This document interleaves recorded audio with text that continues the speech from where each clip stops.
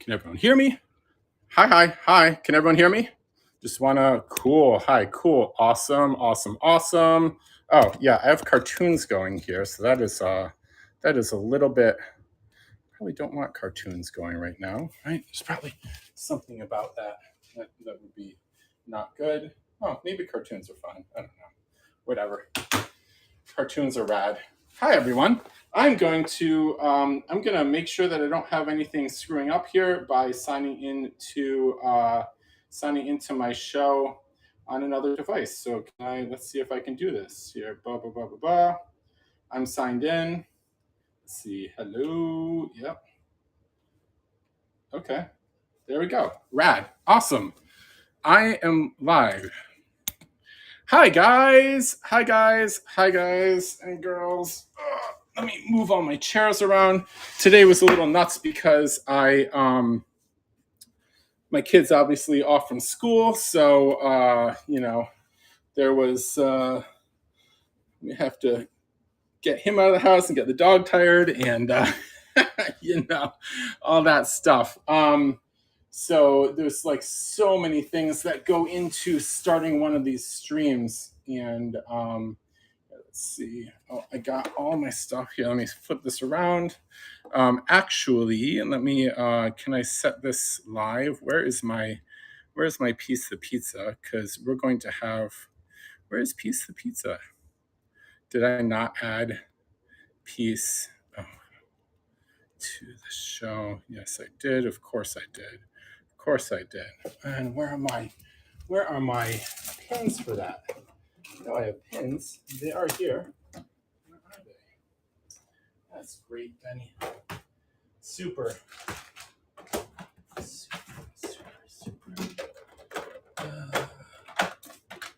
Where are my danger dog pins?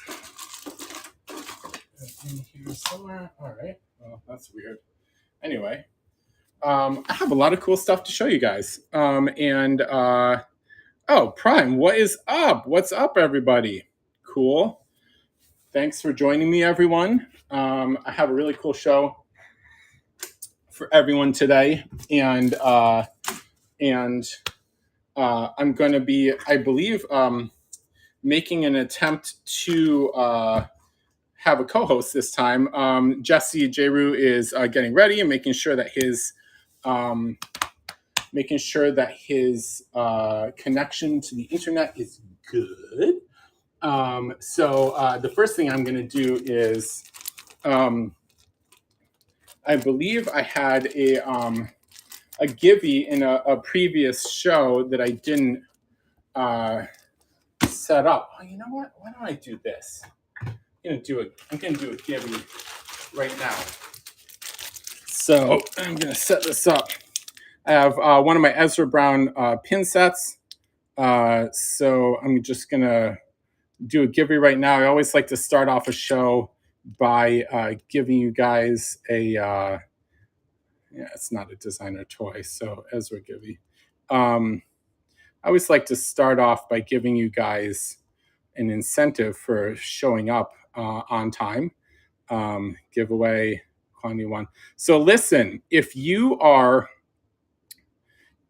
have to follow me in order to qualify for this givey. Okay, this is the Ezra Brown pin set. We produced this, and these are designs by Ezra, the homie. This is Happy, the clown. This is Ezra's dog, Coco, who passed away. And this is Happy pushing up daisies. So again, you got to be following me in order to qualify for the givey. So please, follow and then hit that button down at the bottom to enter. And this will be pulled at some point soon. I will put this right here. Let's see, where's the piece that I opened up before? I'll just open up this one. And while we're doing that and we're waiting for Jesse, I will, let's see, yep, there we go. I'll move this over here so I can look at all your comments live. So,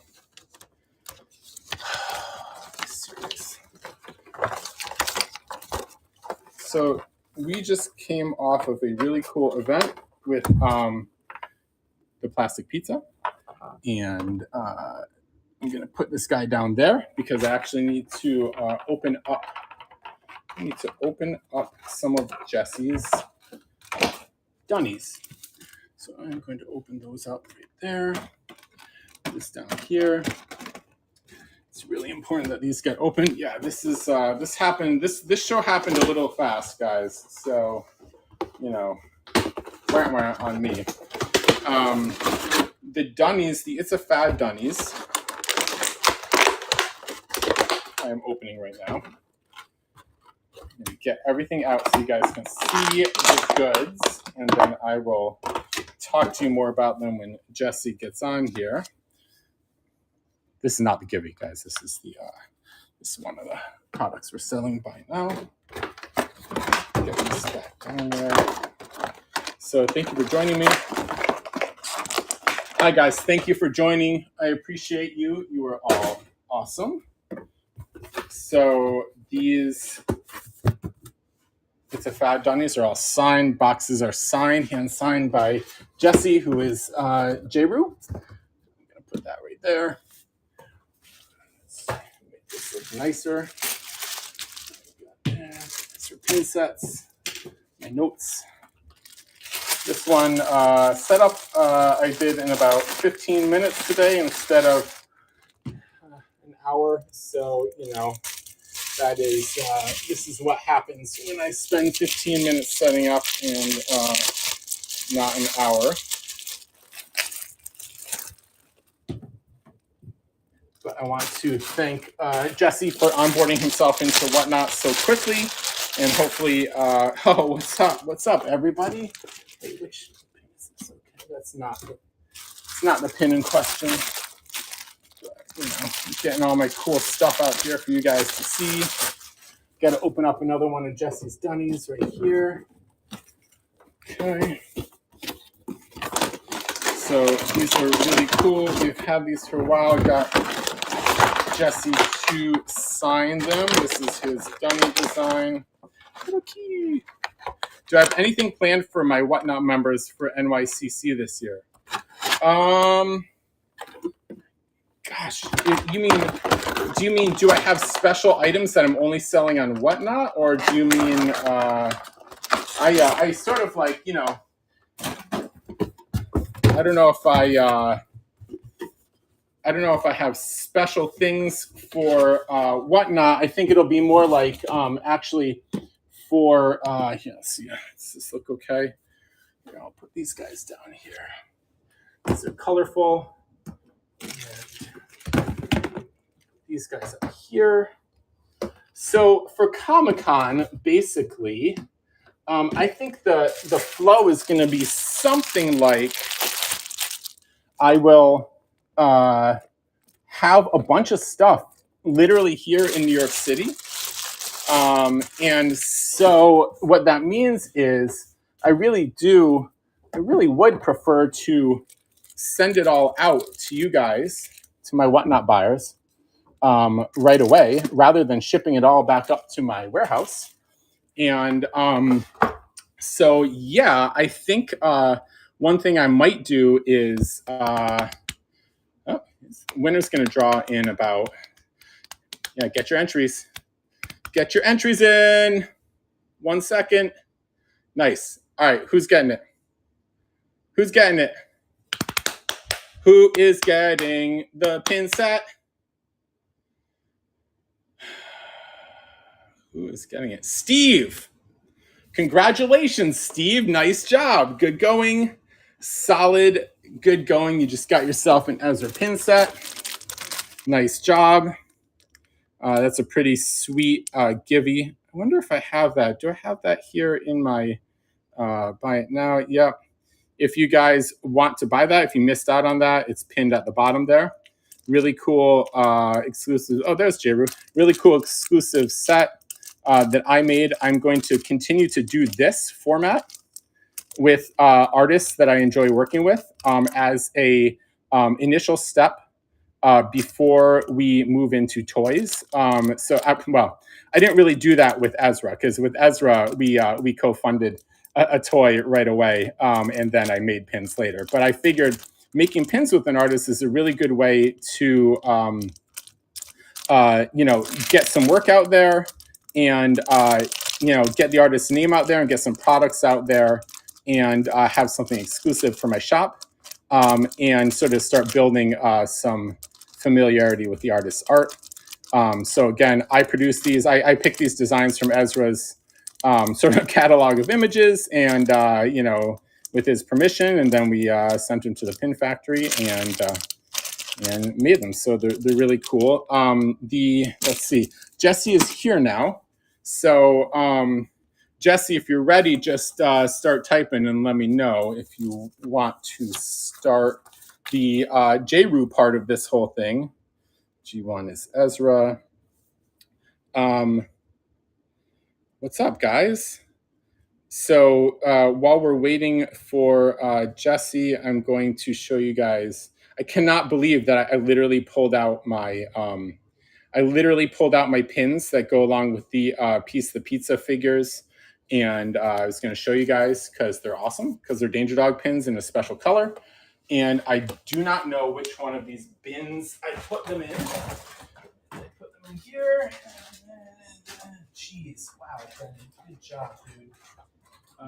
They're definitely here somewhere, but I don't know exactly where. So I'm just going to show you the Piece the Pizza figure, and you're going to have to take my word for it for the pins. I might have put the pins up. I might have put a picture of the pins up as a second picture in this product listing, but there you go. This is Piece the Pizza. This is our exclusive vinyl toy. It is translucent, and it is rainbow colored. It is a plastic pizza production, 8 inches tall. It's actually quite heavy for a vinyl toy, and it's given the peace sign there, and that is right there at the bottom. If you guys want to pick those up, these are an edition of 100, and we have significantly less than that here in the in New York City. A bunch of them have already gotten up to, cool, thanks, Rain, already gotten up to my warehouse. Here, let's see. Boop, boop, boop, boop, boop. Multicast, create, pull. Where is the, let's see, where is the ad? I got to go to my profile. Where's my profile? Let's see. Can I go to my profile here? What is going on? Minimize show. Go to profile. Profile. Selling, tips, orders, shipping, account. Let's see. Where is my show? This is the show. Where's the added co-host? Verified buyers only. You guys know where the added co-host button is? Let's see. Clip share. Where is this thing? I don't see an add a co-host button. I click his name. Where is he? Where is he? J RYU. There we go. Invite to co-host. Got it. Thank you. Thank you, guys. Thank you, guys. Oh, hi. Hi. Why am I sideways? Uh-oh. Let me turn my volume down here. There we go. Why are you sideways? No, you're not sideways. Yo, what is up, everybody? There you are. Hey, man. There he is. There he Hold is. on 1 second. Let me find a better way to put this iPad up. How's everyone today? We are all excited to talk to you and have a co-host on Breakfast with Benny. I like this. Look, a true toy guy. A true toy guy with boxes of toys everywhere. You got It's been a quick minute since you and I have shared a meal. Since I haven't been back to New York in a bit. Yeah, it's been a really long time, man. It's been a really long time. I mean, I don't. It's probably when I was over at over in California, actually, because the last time you were in New York, you kind of like slid in here on the DL. That's right. That's right. Because I was like, hey, don't tell anyone I'm here because I Yeah, wasn't. I didn't tell anyone I was coming. I felt bad. And I yeah, was like, what's up, Benny? And you're like, you're here? yeah. It's no, but I understand because it's like if you tell everybody, it just gets really crazy. Oh, yeah. Oh, Uh, you know what? I want to flip it this way. What I'm trying to do is just flip this so that I can keep my iPad charged while we're on this thing. But being on its side, that's no good. Um, Whatnot, I'm going to tell you if you guys are watching. Is there a desktop application so we can use our webcams and stuff like that? I believe you can. I believe you can log in right from the browser, whatnot.com, if you remember your password. I believe that is an option for you. I'm literally like I'm sitting here. Um, I have my iPad over here with the show that I'm logged in on, and I have Whatnot running over here on my desktop as well. So, but Interesting. there's a couple of people in this chat who are super pros. That would include Rain and Mr. Merchbot and several others who can really help answer questions on the fly. Let's see, what am I doing here? My live streams. Yeah, I got. Yeah. I mean, I would think you would use OBS just for the overlay. Otherwise, I guess it dials in via your webcam. So let's see. It keeps on saying I'm joining over Well, and over again. I you're don't yeah. know. I don't know why it does that to me too. It'll give you that notification over and over and over. So I Oh, would just I see. I would just ignore that, honestly. Um, let's see, minimize the.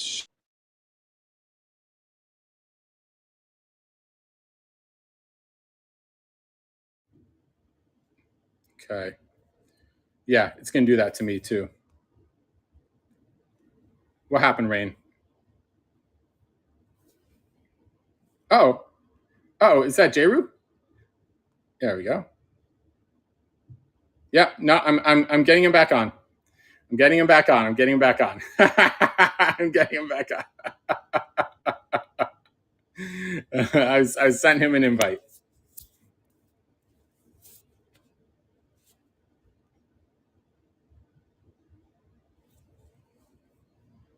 He's probably figuring out where he wants to get on from. Hi guys, thank you for joining me. Plastic Pizza. Here, while we wait for J RYU to come back in here, Plastic Pizza, Piece the Pizza, our rainbow exclusive. Hi Mo. Plastic Pizza is here. This was a super fun show with Plastic Pizza. These figures do come with an exclusive pin, and the exclusive pin eludes me now. I put it in a really safe place in a box that I was sure to open for the show, and of course, it's probably within like 4 feet of me right now. Anyway, it does come with a free pin, and it is pinned at the bottom. So if you want to buy it, you just click right at the bottom. I only have a few here in New York. The rest are up at my warehouse, and I want to give a big thanks to Plastic Pizza. That was a really, really fun event. 2 events over the weekend. Yeah, I'm gonna get J RYU back in here. Hello, J RYU. Come back. I'm gonna write to J RYU and see if he wants to come back to me. And then I will also Oh yeah, he's listed as a co-host. Okay, so he should be back here soon. But big thanks to Jordan and Sarah and all the other people who made the plastic pizza event kick off, like Dr. Plops and Mad Hattress and Mr. Mento. It was super fun to hang out with everybody. I may have to kick him out. Thanks, Rain. Thanks for the tip. So I'll go kick that dude out right now. Bye.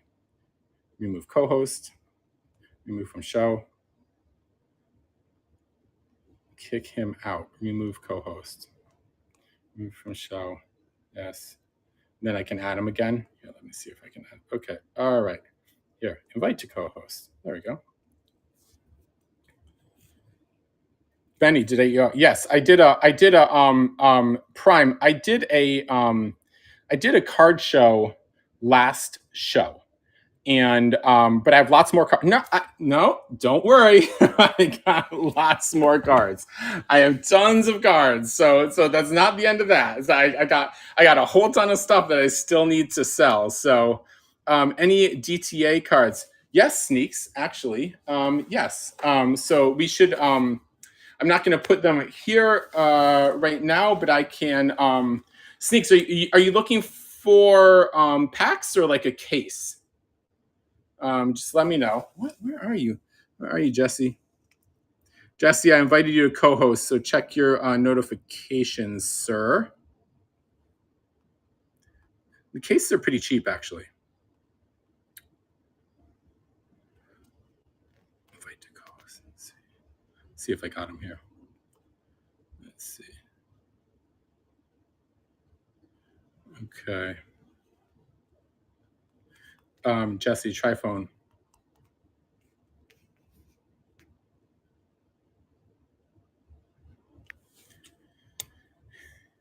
Yeah, everything I did last week was all Sidekick all the time. But I sold certain things here and other things I didn't. Other things I didn't sell right here, but I can accommodate you. So just message me actually. So let's see. What do we got here? While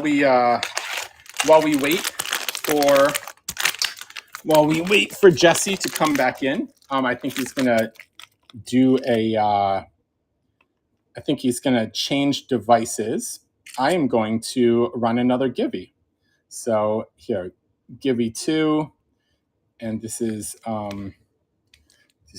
Bath Janky.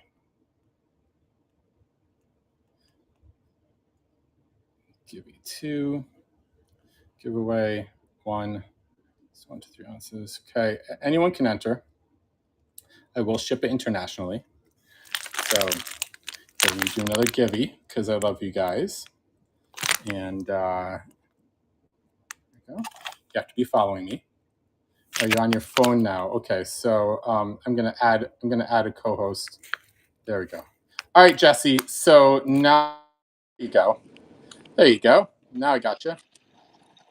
Sweet. Now, all right. Can everyone hear Jesse? Can everyone hear Jesse? Am I going to be doing any Dunnys this show? I have 8-inch Dunnys this show. Yes. And so that is one thing I'm going to be doing. Hi. Hello. I'm running a giveaway, Jesse, while you were changing devices. So here. All right. So Awesome. so by the way, guys, when you do a when you do a Givey, you can set it to be only followers. So there's you have to be following me to enter this Givey right now. So go follow me, enter at the bottom, and then you'll be ready to go. I'm going to mark this. This is my G2. Okay, cool. All right, good. There we go. Gonna draw the winner on that one. And someone's gonna get really happy and lucky. So, Doombot, nice job. You just got a free Janky. Thank you. So Jesse, Yes, sir. Now, now that I have you, Yeah. hi, hi. Now that I Hey, have you, buddy. let's talk about toys and art, and let's talk about you because this is important, and this is kind of the whole point of the show. So there's obviously things happened for you in between your entry into designer toys and Yeah. this point, right? And so that's like a lot to cover, but like how did you get into designer toys? Like how did they come across your radar, and like what are the first things you did in this space? It was over a decade ago, right, that you and I first crossed paths. Probably somewhere around 2009, 2010.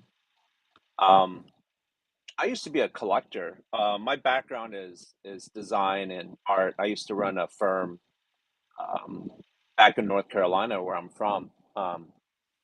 And I just was a lifelong collector and creative. And then I think I ran across one of Kozik's like Smorkin' Labbits. And my friend saw some early Michael Lau stuff from the beginning of the designer toy movement. And he showed me, I was like, oh, this is some really sick stuff. I really enjoy the aesthetic and everything. And I think, I collected for a little bit and I was just like, I think I could do this, because I was doing work for corporate clients and, a litany of different industries and everything like that. And then I think I just tried my hand at doing some customs. Um, and that was with like Dragatomi. They were a shop that was around. Yeah. They're no longer around, but the former co-owners are still like around and kicking. And then I did a show with you as well, right? So Uh, like it was like a key show or something like that, right? well, we've definitely done shows together. I don't know if I was one of the first ones or I was arranging. So I did a lot of around that time. I was doing a lot of like helping out or co-managing or like like just using my skills to help arrange a show, which is it's like a super complicated thing to kick off. So a lot of people sort of tap me to participate, I guess. Yeah. And back then, since I was in North Carolina, I was up in New York quite often because it was so easy to get to, like an hour, a little bit over an hour flight. Um, I would see you, I would see like other shops up there, I'd go to different shows and things like that. Just started getting into the scene a little bit more, was a little bit more active. And then I started getting like invites into doing a bunch of different shows just because I'm primarily a sculptor. And at the time, it was, I think there was fewer sculptors out there. A lot of people are just doing painting or using markers or things on top of platforms. And I always felt like for me, like my natural language for art was using my hands to add in the flourishes or extra detail and things like that because I didn't really come through the designer toy scene, uh, like the graffiti scene, the street art, that type of thing. Um, and so that's why if you're looking at that fad dunny right there, it's a little bit more like my personal aesthetic that I appreciate, which is more gothic and filigree and more derivative of European stylings. Because what Benny has there is the fad, which was my first production dunny, and then eventually I also did the clairvoyant, which was a follow up from later on, which still follows the same type of symbology and a little bit more like gothic work. I one thing I have always noticed about you from the get go is a lot of times when an artist sort of starts out in this scene, their work is very like rudimentary, and they're like I feel like they're feeling out their style, and they're feeling out the use of the materials, and they're trying to feel out like what they want to put out there. And sometimes it actually like as they get better at painting or conceptualizing things, sometimes their looks totally change from time to time.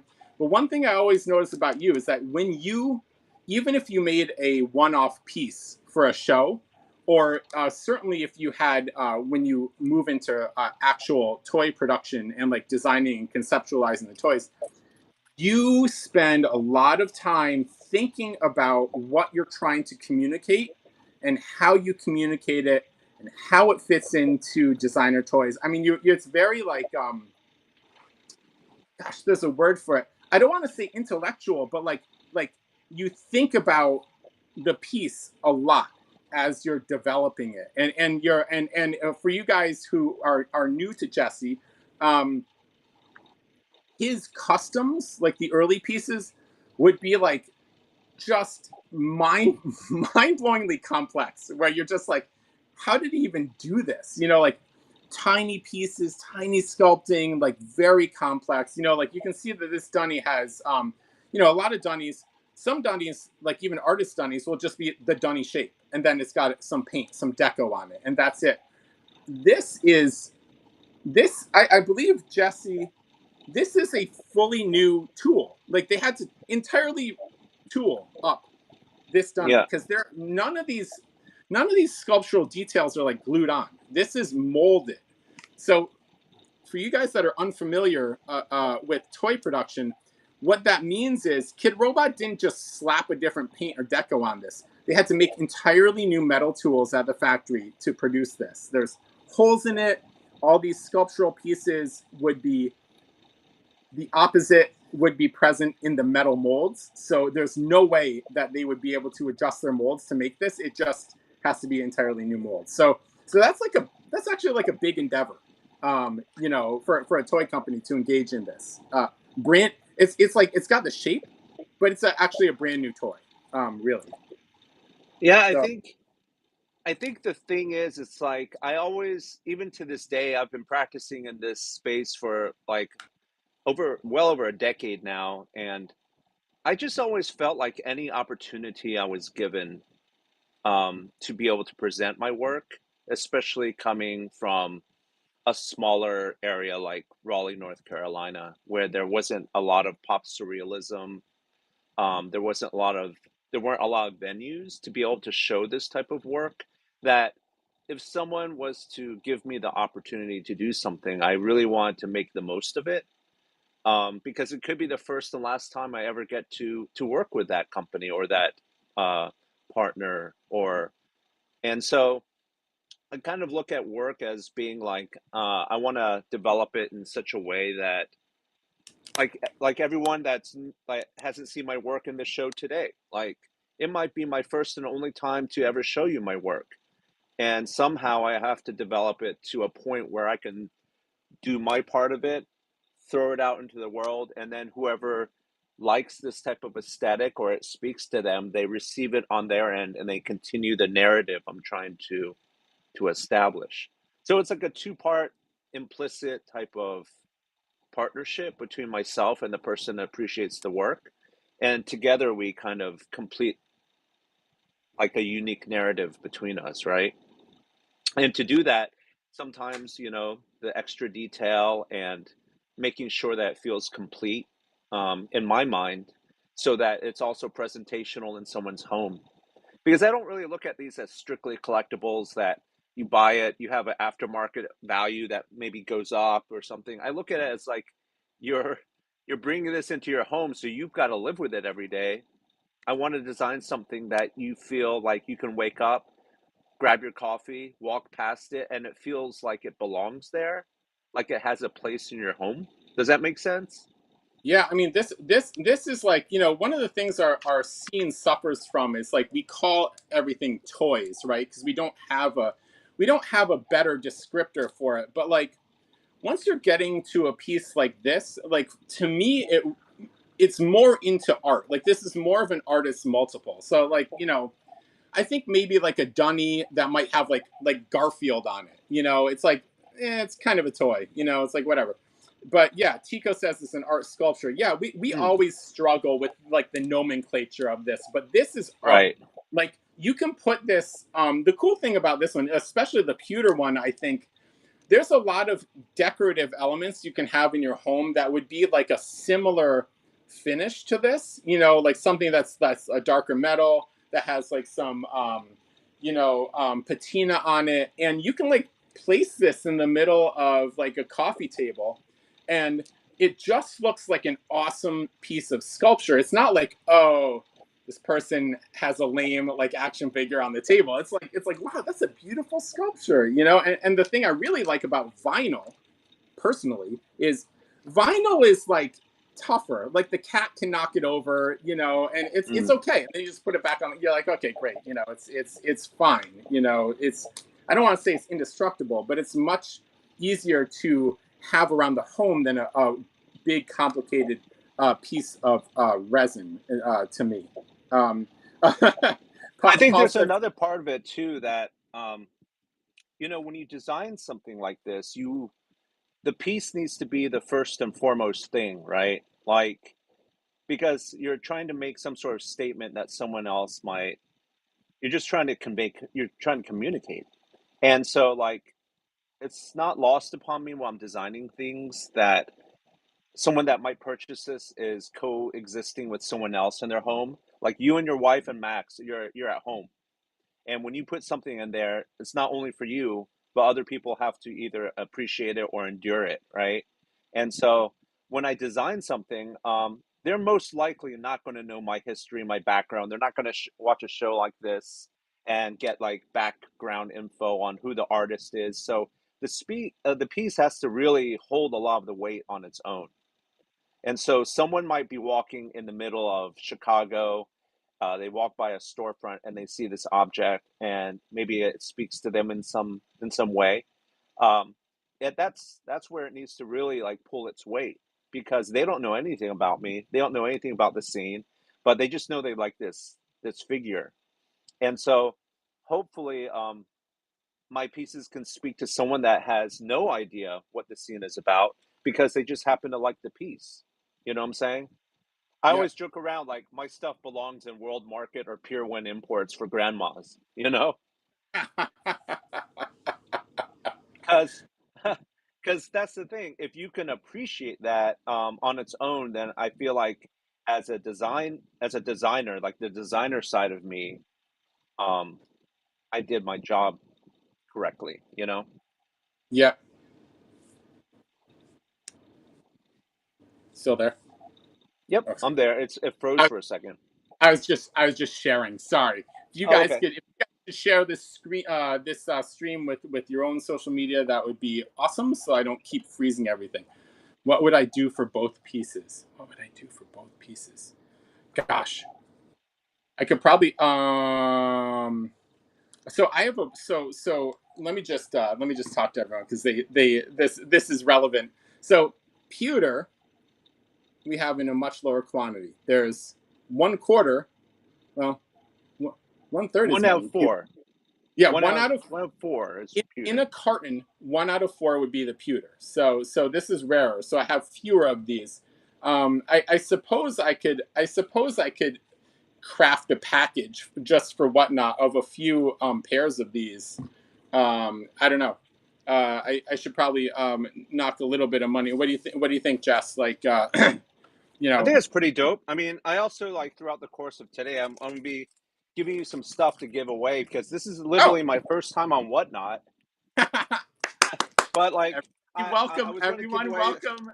Oh, that's awesome. if you guys like pins. I have a bunch of pins that I've designed over you know, the years of different styles and stuff. So like, this one is called the Talisman. This is like a representation from the Arcane series, like minifigure series I did. Here's one that is actually the Fad Dunny, which let me take it out of the packaging so it's Yeah, easier to yeah. see. People want to see it. Yeah. Oh, that's awesome. Cool. You have gibbies. Yeah. Awesome. Yeah, like because Yay. I figure it's like it's a party time. Yeah, It's a man. Paw Paws party. Yeah. So here's like the That's Fad, awesome. which is the Dunny.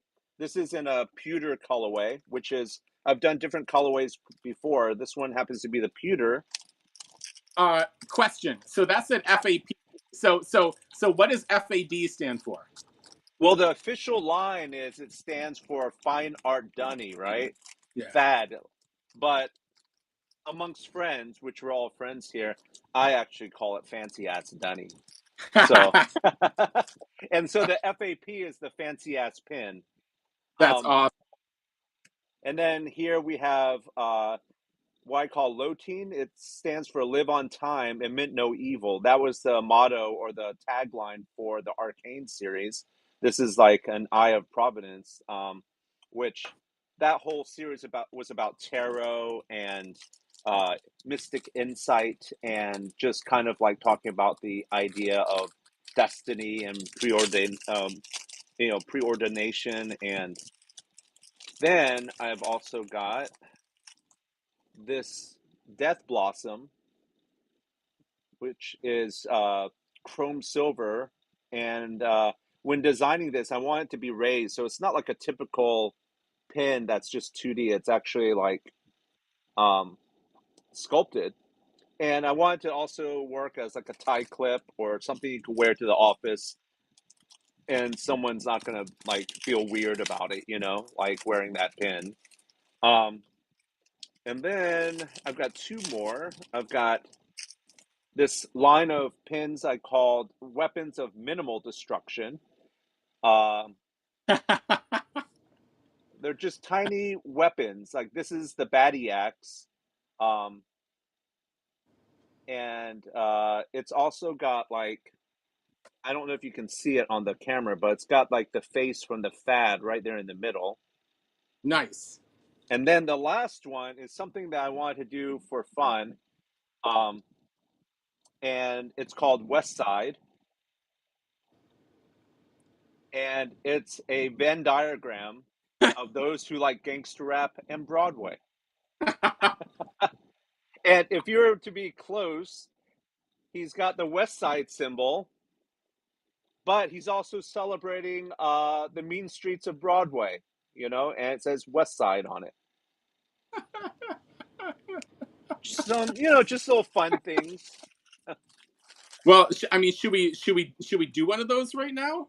Sure. Yeah, if you Okay. want to do one of those. I don't know how to do it from my side. You No, would have to do it, right?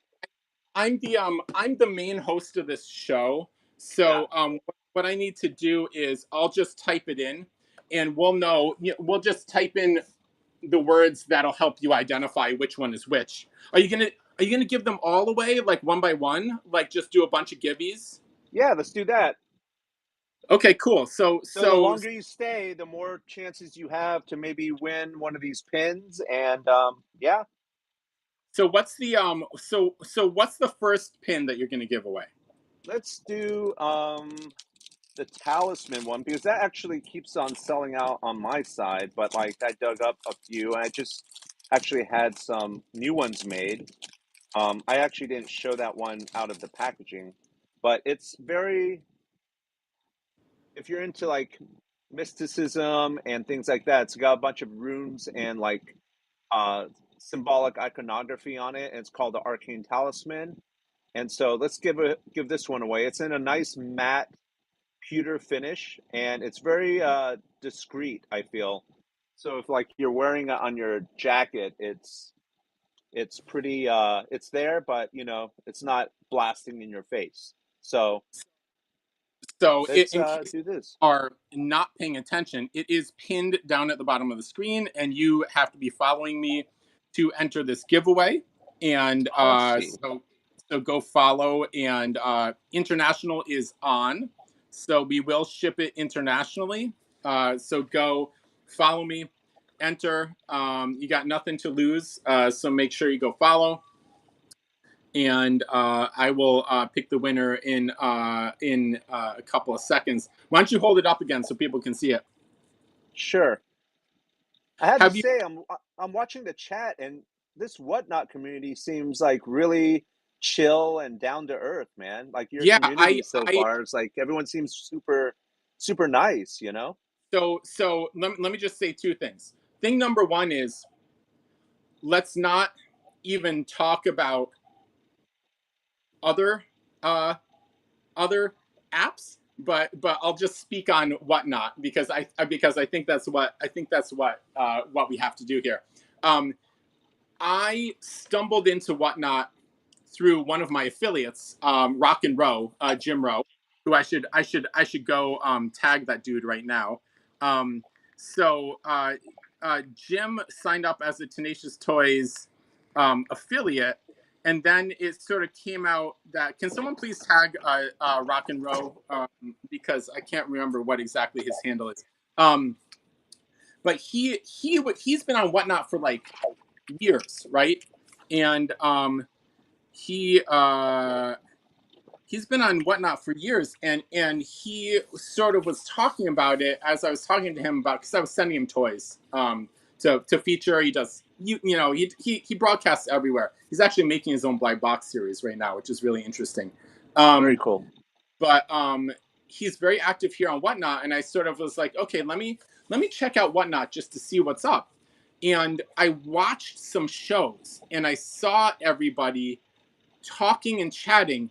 And in this chat, when you look at everyone talking in this chat, they're all friends, and they're all supportive, and they're excited about what I'm talking about, and they're excited about the toys that I'm showing them. Because like I'm doing my normal thing, right? This is what I do everywhere. Like whenever I'm in person, on the internet, whatever I'm doing, I'm always like, working with artists, having conversations, onboarding customers into what exactly designer toys are, talking about the journeys that all of you artists are on, and actually the manufacturers they're on journeys too, just on a bigger level. So everybody on Whatnot has been super, super cool to like deal with and work with. And yeah, the shows move fast if you make it move fast.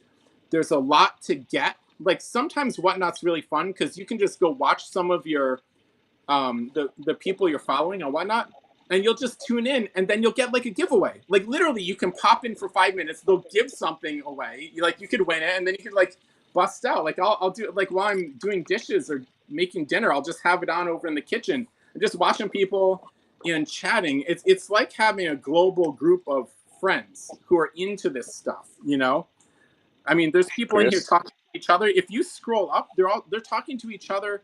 They're talking to you. I mean, they're like, yeah. I mean, yeah. Rain. So Rain, REIGN. You should follow him. He's doing a charity right here in Whatnot, a charity event to benefit children with diabetes. That's awesome. So there's a whole thing happening there on Whatnot that I'm sort of like, participating in. So. It's like a lot of good people, and I enjoy it, and I finally get to do something like from home where I can feel a connection to the community, like because like a lot of it up till this year has been me pushing info out, and then you just kind of wait for comments, or you wait for someone to say something or share it, and it's like it's so one-sided. This is very like we're all doing this together, and it's much more enjoyable. That's awesome.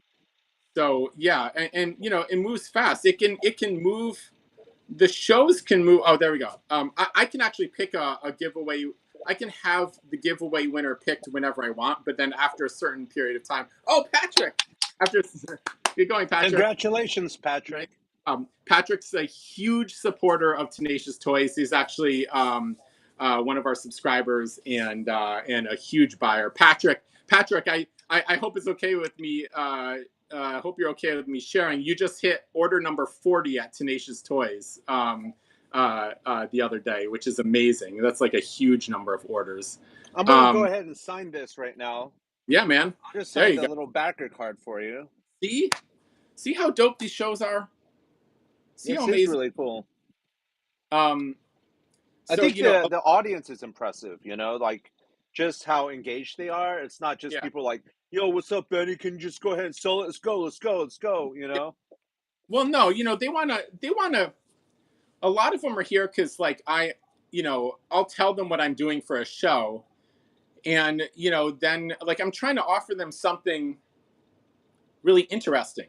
I'm trying to offer Whatnot things that no one else can offer. You know what I'm saying? And so like, one of the beautiful things about like my Comic-Con booth, but also like something like Whatnot is we get to meet face to face and have a conversation that's interesting to us. But sometimes people can come, sometimes at Comic-Con you'll be surrounded by people, and you get to experience those like live conversations in a way that there's really no other way to have that other than meeting in person. So, yeah, Rain says we're here to hang out, That's awesome. So, so, I guess that's sort of like, oh, by the way, guys, me and Jesse talked about this yesterday. If anyone has a question for J RYU, about his journey or toys or his art, please just hit it up in the comments. I know I probably missed about 100 comments up there, but if anyone is wondering about what he's all about, or he's new to you, please do just start typing and drive the conversation, because we definitely want this to be more or less like an Ask Me Anything kind of show. Wondertron says my shows are the highlight of his week. That's awesome. That's cool. Yeah. Oh. Yeah, because sometimes they'll do a panel at a con, and I always feel like people have very specific questions. I mean, and it can even go as granular as like, oh, how would you do this on a piece? Because like a technique or whatever. And we always run out of time because, obviously the first little bit's got to be presentational, give them a backstory, give them a context. But like, I know there's a lot of other artists in here. There's a lot of customizers, a lot of collectors, and I'm pretty much like an open book when it comes to trying to help people if they might have questions, or even on the business side, like I feel like there's that side is woefully not inadequate, but really isn't touched upon too much. And when people want to try to balance out being a working artist, especially in this space, they have a lot of questions that hopefully between myself and you we can answer. Yeah, I always like to do, and by the way, guys, I mean, this is true for this show, and all of my shows. I try to run the show, and I try to pay attention to the comments. But if you have a question, you want to sort of drive the conversation, I would love to answer your questions live. And if I miss it, just please just write it again, because having the audience input is super super super useful and important, and I love having a just like a path that's sort of choose your own adventure kind of conversation. Well, we have two of them right here, right? We have two questions. I see yeah. two questions here. One's, do you see any more sculpted Dunnys in the future?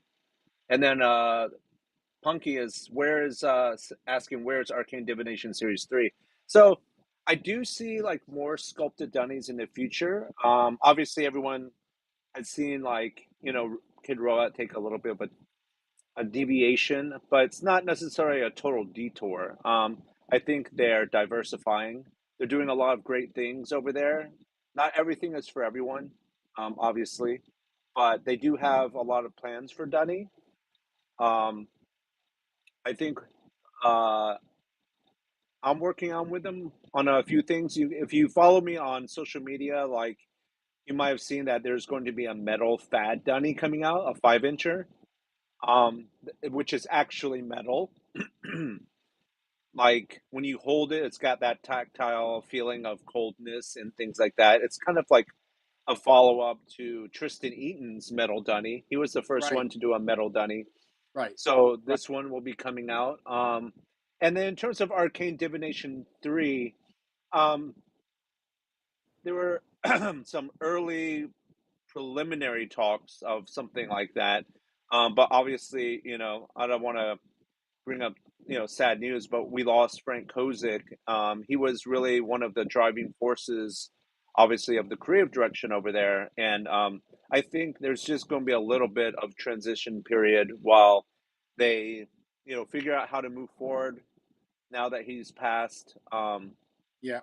So, that's something you can check back on. But speaking of Dunnys, that's Patricio Oliver's, right? That's right. I in case you guys are listening and not paying attention, I'm running another Givey. I have this left over from my Art of War show. So if you want to get your entry in, go hit that button down at the bottom. You got to be following me.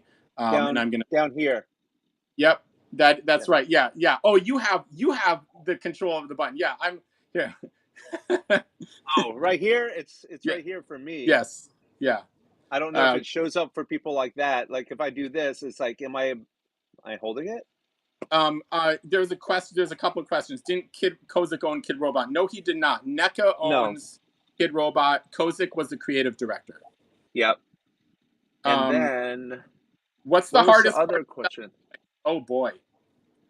What's the Oh, hardest part of selling toys? I think it's probably a little bit different between myself and Benny. Like, I'm an independent artist, so most of the time I'll be selling primarily my stuff, unless like myself and my girlfriend Linda, like, we want to sell a bunch of anime stuff. But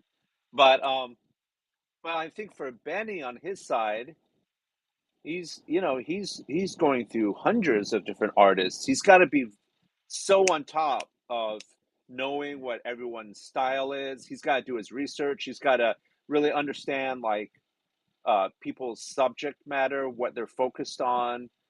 He's got to identify emergent trends. Um, there's like a correlation between like, hey, well, do I buy a bunch of these things? But like they're huge boxes. Who can afford to buy this and put this giant chunky piece in their home? Or do I go for a bunch of mini boxes, like blind boxes that more people can afford and it's easily displayable? But then you've got like hundreds and hundreds of different SKUs. Like it's literally, I feel like Benny's job is my job is a fraction to what Benny has to do, because imagine everything I produced, and then he's got to multiply that by like hundreds, right? one of the hard parts about what I do is like, we're talking right now, we're talking I'm talking one on one with an artist, right? I mean, you're a friend, but you're also an artist, and so we're sort of talking about your journey and how you think about art toys and what you do, right? And it's awesome to learn about and it's awesome to share. But I actually need to do this with like 100 or 150 artists at a time. I need to understand where everyone is, what their goal and purpose is, how they look at toys in relation to their art, because a lot of times the toys are not the entirety of their art. Actually, oftentimes the toys are Mm. not the entirety of their art. The toys are one thing that they do, but they're a tattoo artist, graphic designer. Maybe they have a corporate job. Maybe they do, whatever. I mean, everyone is totally different. Some people want to find one hit toy and keep repeating, repeating, repeating. Other people put out a toy once and they're like, I'm never going to repeat that. And so, like, I need to understand where every single artist is in their journey and figure out. The primary thing is to figure out whether Tenacious Toys fits into that journey or not. Oh, Urban Decay. Please pay that Gibby Ford. Sure, no problem. I'll send it to someone. I think what you're So saying is right, though. Like, ever since we've known each other, I've always told you that I feel that the fun foundation of any mature scene is that it's got a really good network of retailers, yeah, right? Because that's the side of me that's I would have to say is on the weaker side, right? Like that's not my core competency, is going out there, managing inventory, understanding the trends and everything, because I'm focused on really one small facet, which is my body of work. And I feel like myself and every single artist out there needs to be partnering with retailers such as yourself and others, because without that aspect in the entire process, it would make our lives so much more difficult. Like yeah, every time I'm posting on Instagram, which I do much more rarely now because I felt like it was really distracting me from actually doing the work, you know? Like I'll sit there for 9 hours sometimes working on a piece, sculpting something. Like someone earlier said a very nice comment about these little mini detours I made for like this event we had, and I appreciate it. Thank you so much. But just working on like a part of that, it took me like 9, 10 hours just to do a small part of it, and I'm head down working. If I'm having to break away and start posting on Instagram and then try to like send out emails and doing all that, it just kind of like disrupts the creative process. And I feel like you as a retailer help to alleviate that pressure, right? Yeah. You assist us, whether it's directly or indirectly, by even introducing our work. Like if I wasn't on this show today, but you still have those fads, you are still helping me, even though I'm not on the show, um, in a way that's so meaningful and so beneficial to help us be able to continue to do what we do, right? No part is more important than the other. A lot of people, Yeah. just because the art is very in your face, they think that, oh yeah, that's the most impressive part of the process. But it's a collective effort, right? Everyone carries the weight, um, and together we can go through and be able to achieve like success through either people buying it or even just seeing it. Because once you see the art, you can't unsee, and I think that's the most important thing. Our whole job is to present something for someone to consider. Right. That's the thing, Right. right? Right. Well, that's the action. I I I consider my mission to be elevating all artists that I work with, because like when it's time to start working with an artist, like if an artist wants to engage with me, obviously the best way to make that a success is to work really hard to make the artist known Mm, to the community of people who are ready to buy the toys, right? So right. so and I think all that means in the in the context of a very busy internet, actually my perception of it is repeat, repeat, repeat, right? Like I get the artists, like I post your name, I tag you, um, I uh, tell people about you. I do a show with you. I sell your products. I repost what you're doing, and you know, in doing that and repeating it like over and over, I think that's the way to elevate. You want to make the name. You want to make the name familiar and the work familiar to people, Right. and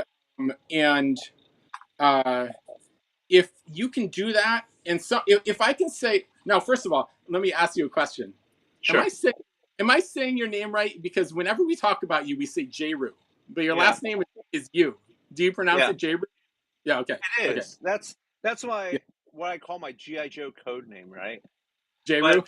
yeah, but it's really just my initials, JRYU, right? Yeah.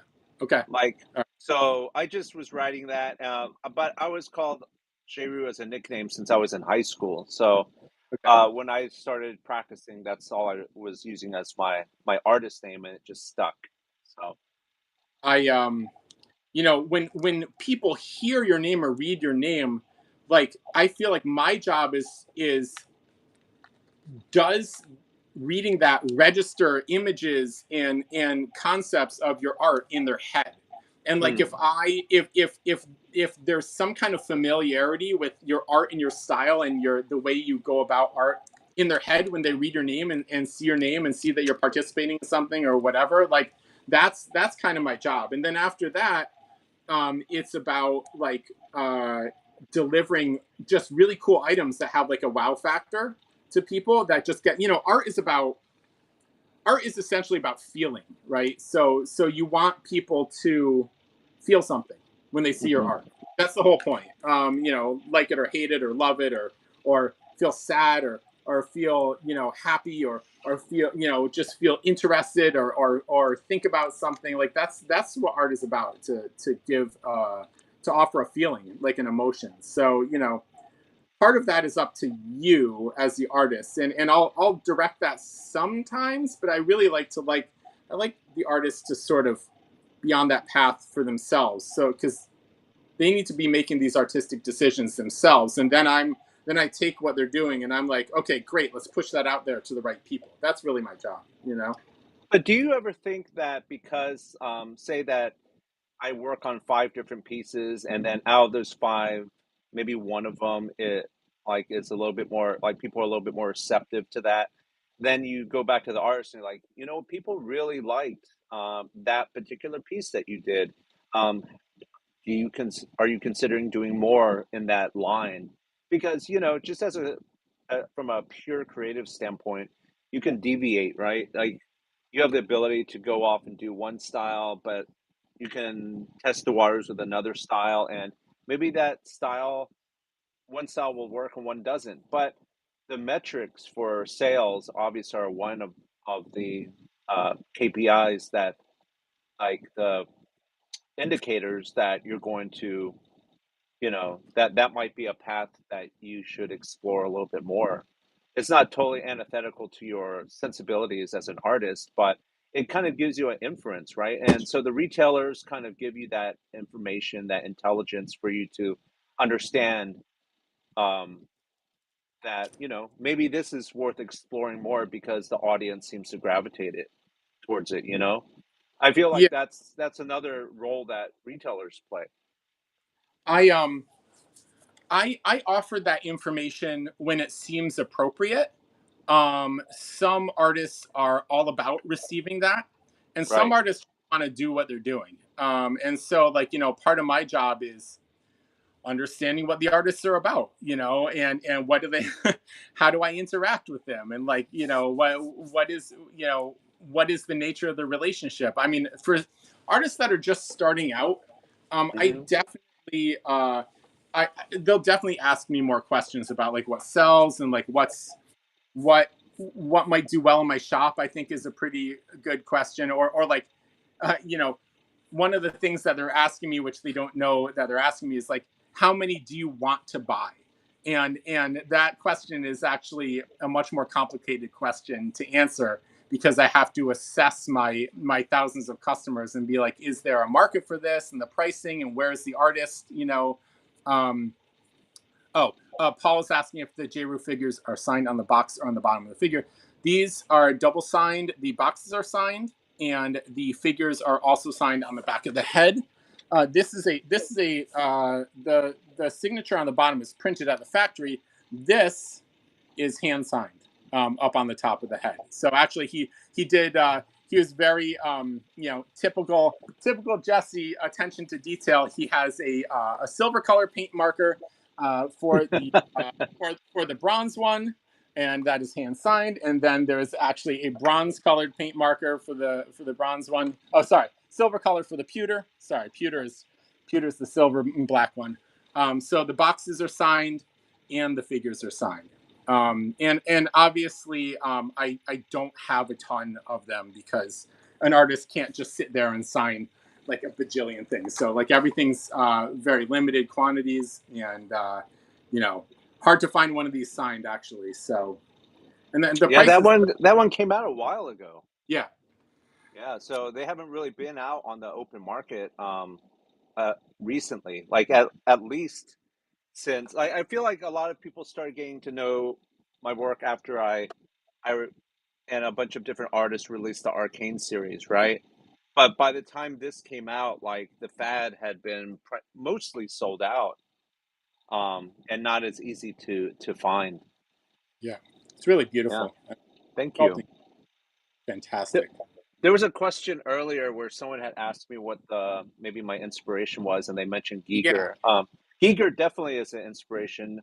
Um, Maybe a little bit less. I mean, there might be a little bit hints of, like, the biomechanical aesthetic that he was known for, but I feel like his biggest inspiration to myself was really his ability to kind of look at things,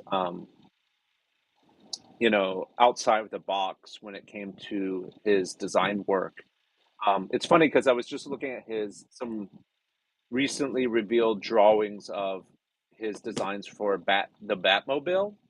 I guess he was asked to do some concept art for one of the old school Keaton Batman movies. And when I was looking at that work, I was just like, this guy's on a totally different level. Like, just the way he thinks, the way he interprets the the idea of Batman. You know, yeah, he's. I feel like the thing I appreciate most from him is literally like his ability to think outside of the box when it comes to trying to find a solution or an artistic solution to whatever he's presented with. So, but other inspirations, nature, architecture. I'm I'm a big fan of just iconography that is classic, stuff that feels familiar, and then trying to integrate into these modern forms like the Dunny. Um, I think that's why maybe the fad, when you look at it, it's like it's familiar, but yet it's on a form that is a little bit more modern with like the distillation of the rabbit shape. And so when you put it in your home, it kind of feels like it's timeless, but at the same time, it's present. So that was what I was hoping to go for. I don't know how far I achieved with that, but that's the thing. So I so like, can you just tell us a little bit about, so we did some custom, you did some custom toys initially, right? Like that was the initial thing. You sort of executed some concepts on customs and join. I suppose the first things you did were you um, were in some group custom shows, I yeah, guess, right? yeah, And then you continued working. I mean, you probably had lots of other product. Like, when do you start making pins? I'm always telling artists to make pins with their characters as a like an in between way of getting concepts out there. But like, oh, there's March. Hi, March. So like, how quickly did you progress to thinking about like putting out other products? Because one of the things, just to be clear, so as I'm fumbling through the art toy community, and like trying to run a shop and like doing the right thing and like turning a profit and all that stuff. Jesse has been talking to me about business, and just sort of like generally giving me the high level of like the MBA, like thinking about business stuff. And at a certain point, you said, "Hey, listen, you should seriously consider having multiple verticals, like silos of products and like revenue streams and stuff like that." And that was probably one of like the smallest bits of useful advice that I've ever gotten in my entire life. So like you you probably were already thinking about that when you got into art toys, right? You're like, because we know that the customs take forever. It takes forever to make a custom. You sell it for 300 or 500 or 1,000, and we all know, and there's a cut taken out of that. We all know when you divide it out by the hours, that's not giving you very much money per hour. It's not really about making money per hour when you're doing a custom. But were you immediately thinking about how to sell different types of products other than one-off customs, like right when you got in to designer toys? no, because being an artist, your situation's different because you're essentially selling people on your vision, right? So if we use like the fast food industry as an analog, like McDonald's needs to have their signature thing, Burger King needs to have their signature thing or their menu, which is their key thing, right? And also like their branding, like what are they about? How do you feel about them? What's their thing? Like some places might be branded as like a hot dog place, or like halal guys in New York, they're out doing shawarma, right? They're doing like Mediterranean styled food, but that type of establishment takes a while to build up, especially when you're an independent artist and that's your focus. Um, and as a business, from my business side, I tend to be very conservative because the other thing that works against you is working capital, right? Like you don't have enough money to just sit there and execute everything that you want to do. So as you're trying to build up your equity as a business, like let's take what everyone perceives my work and my body of work to be, and that's one vertical, right? Oh well, not the vertical, but like the branding. then you start creating different lines that might be commensurate with like the time period you are in that in your career. And if I was to do pins from jump, that's kind of competing with my time because the time is the only thing that you can't really amortize as much across like your effort, like the across your offerings. Because if I design something for a pin, it's not necessarily going to be translated to a figure, and vice versa. So because I'm one person, I either have to choose to do the pin or a T-shirt or like a figure or a custom. But that's all I'm basically working on during that same block of 5 hours, right? Um, Whereas someone like a retailer, like, hey, I can put up multiple things. I can market multiple things in the same email. I could be selling 7 different artists stuff at the same time, and you're still spending the same time, but you're canvassing out a wider array of products to be doing.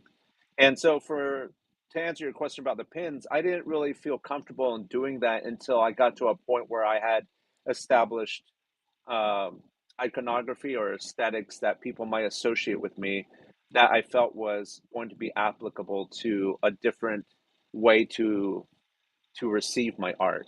Like the collectibles and stuff are cool, but that's pretty much you either put it at your house or you put it in your cubicle at work or somewhere else to display.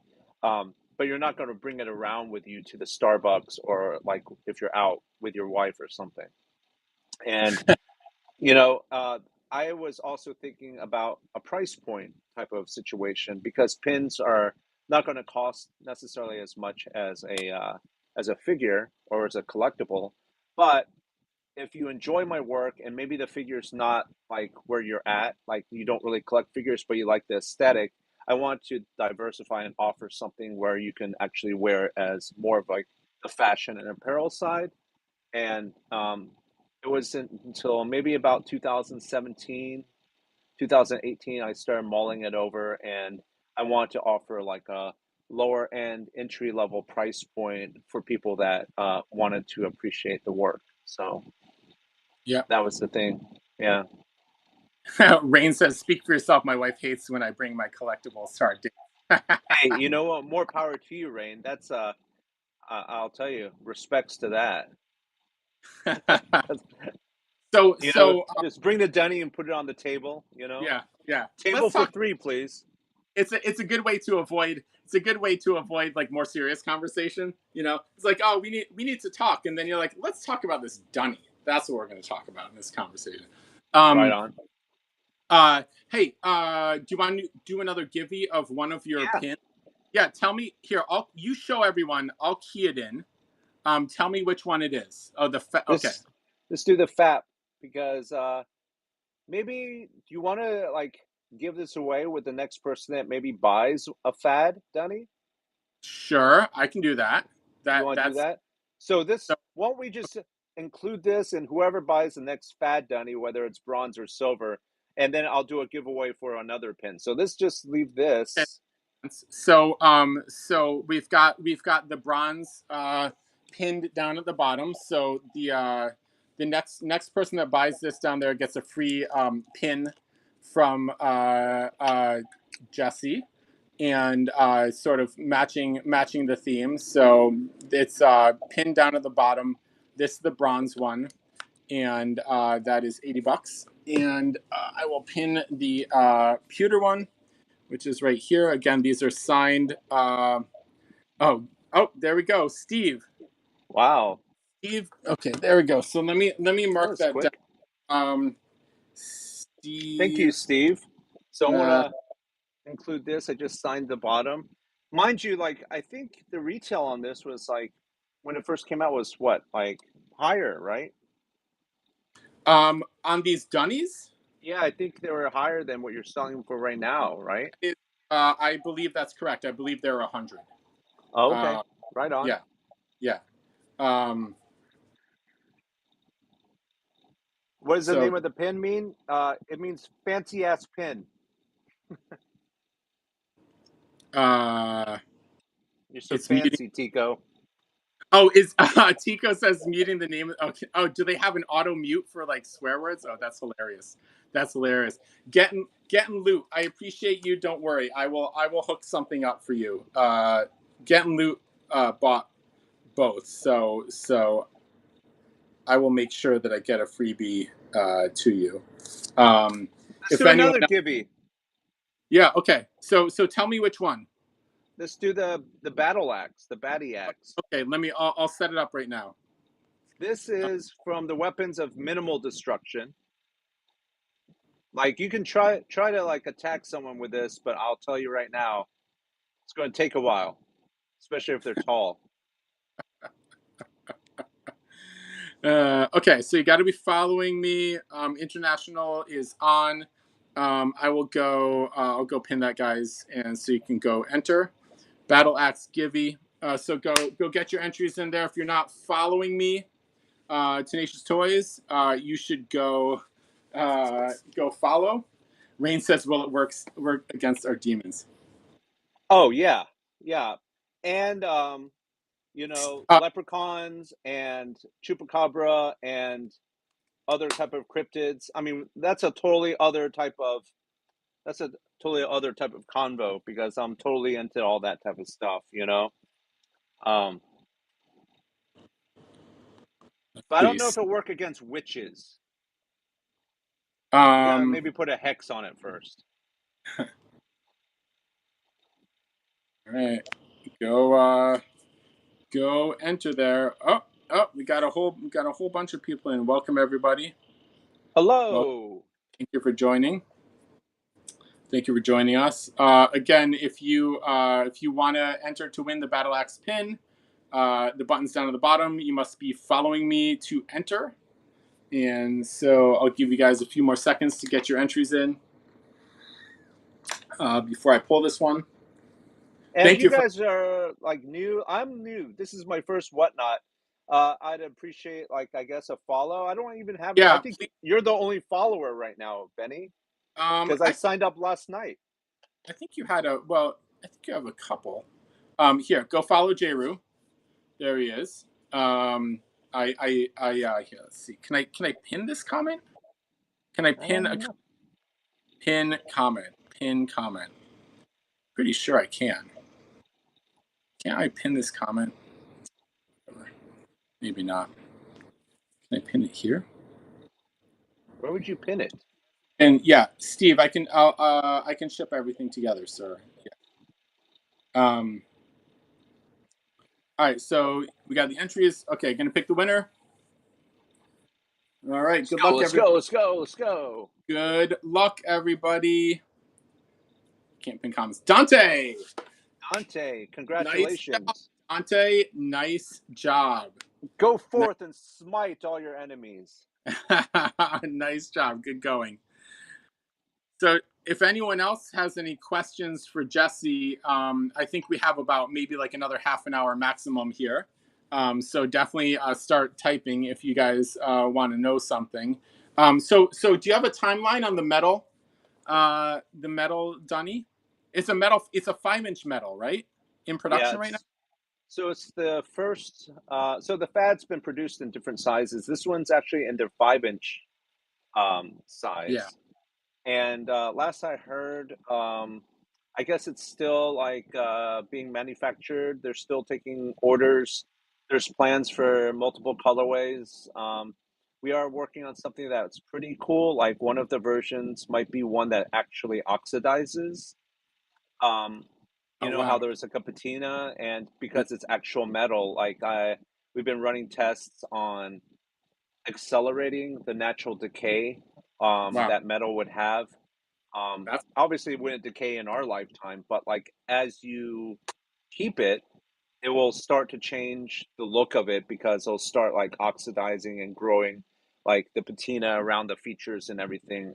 So it'll look different basically every year that you have it.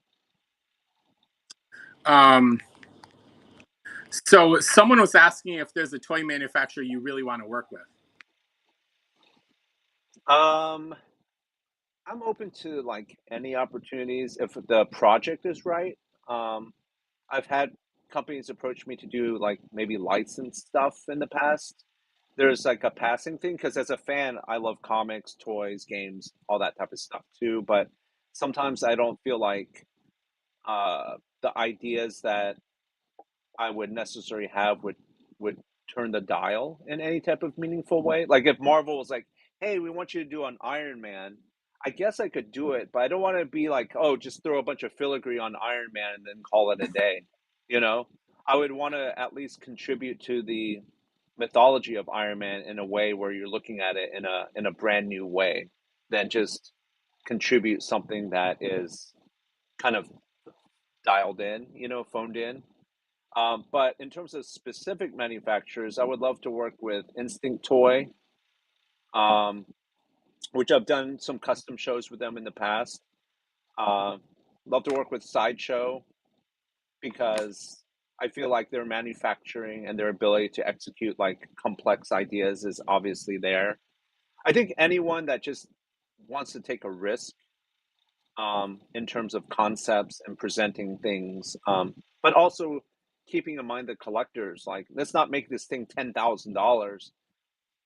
Let's make it affordable, but it's going to stoke them. They can look at it every day and find something interesting, or they feel like it's beautiful. That's the goal. So, but I feel like those two companies are pretty high on the list. Um, of partners I would love. Sank is my like one of my recent. Um, I'm a big fan of Sank toys. I feel Yeah, like their narratives and like the small little stories and the gestural elements of their characters like is phenomenal. yeah, Like it's just there's a subtlety and a delicateness to the poses that they put there. So they have that diver character, right? The one with the diving bell, yeah. and they call that character the child. Some of those poses that they put that character into are just it's gorgeous work. Like to me it's very, very inspired work. I have a lot of respect for that team. Nice. Yeah, Yeah. Sync is rad. The designs are just beautiful. Yep. Um, and I'm a big fan. I don't really sell their stuff anymore.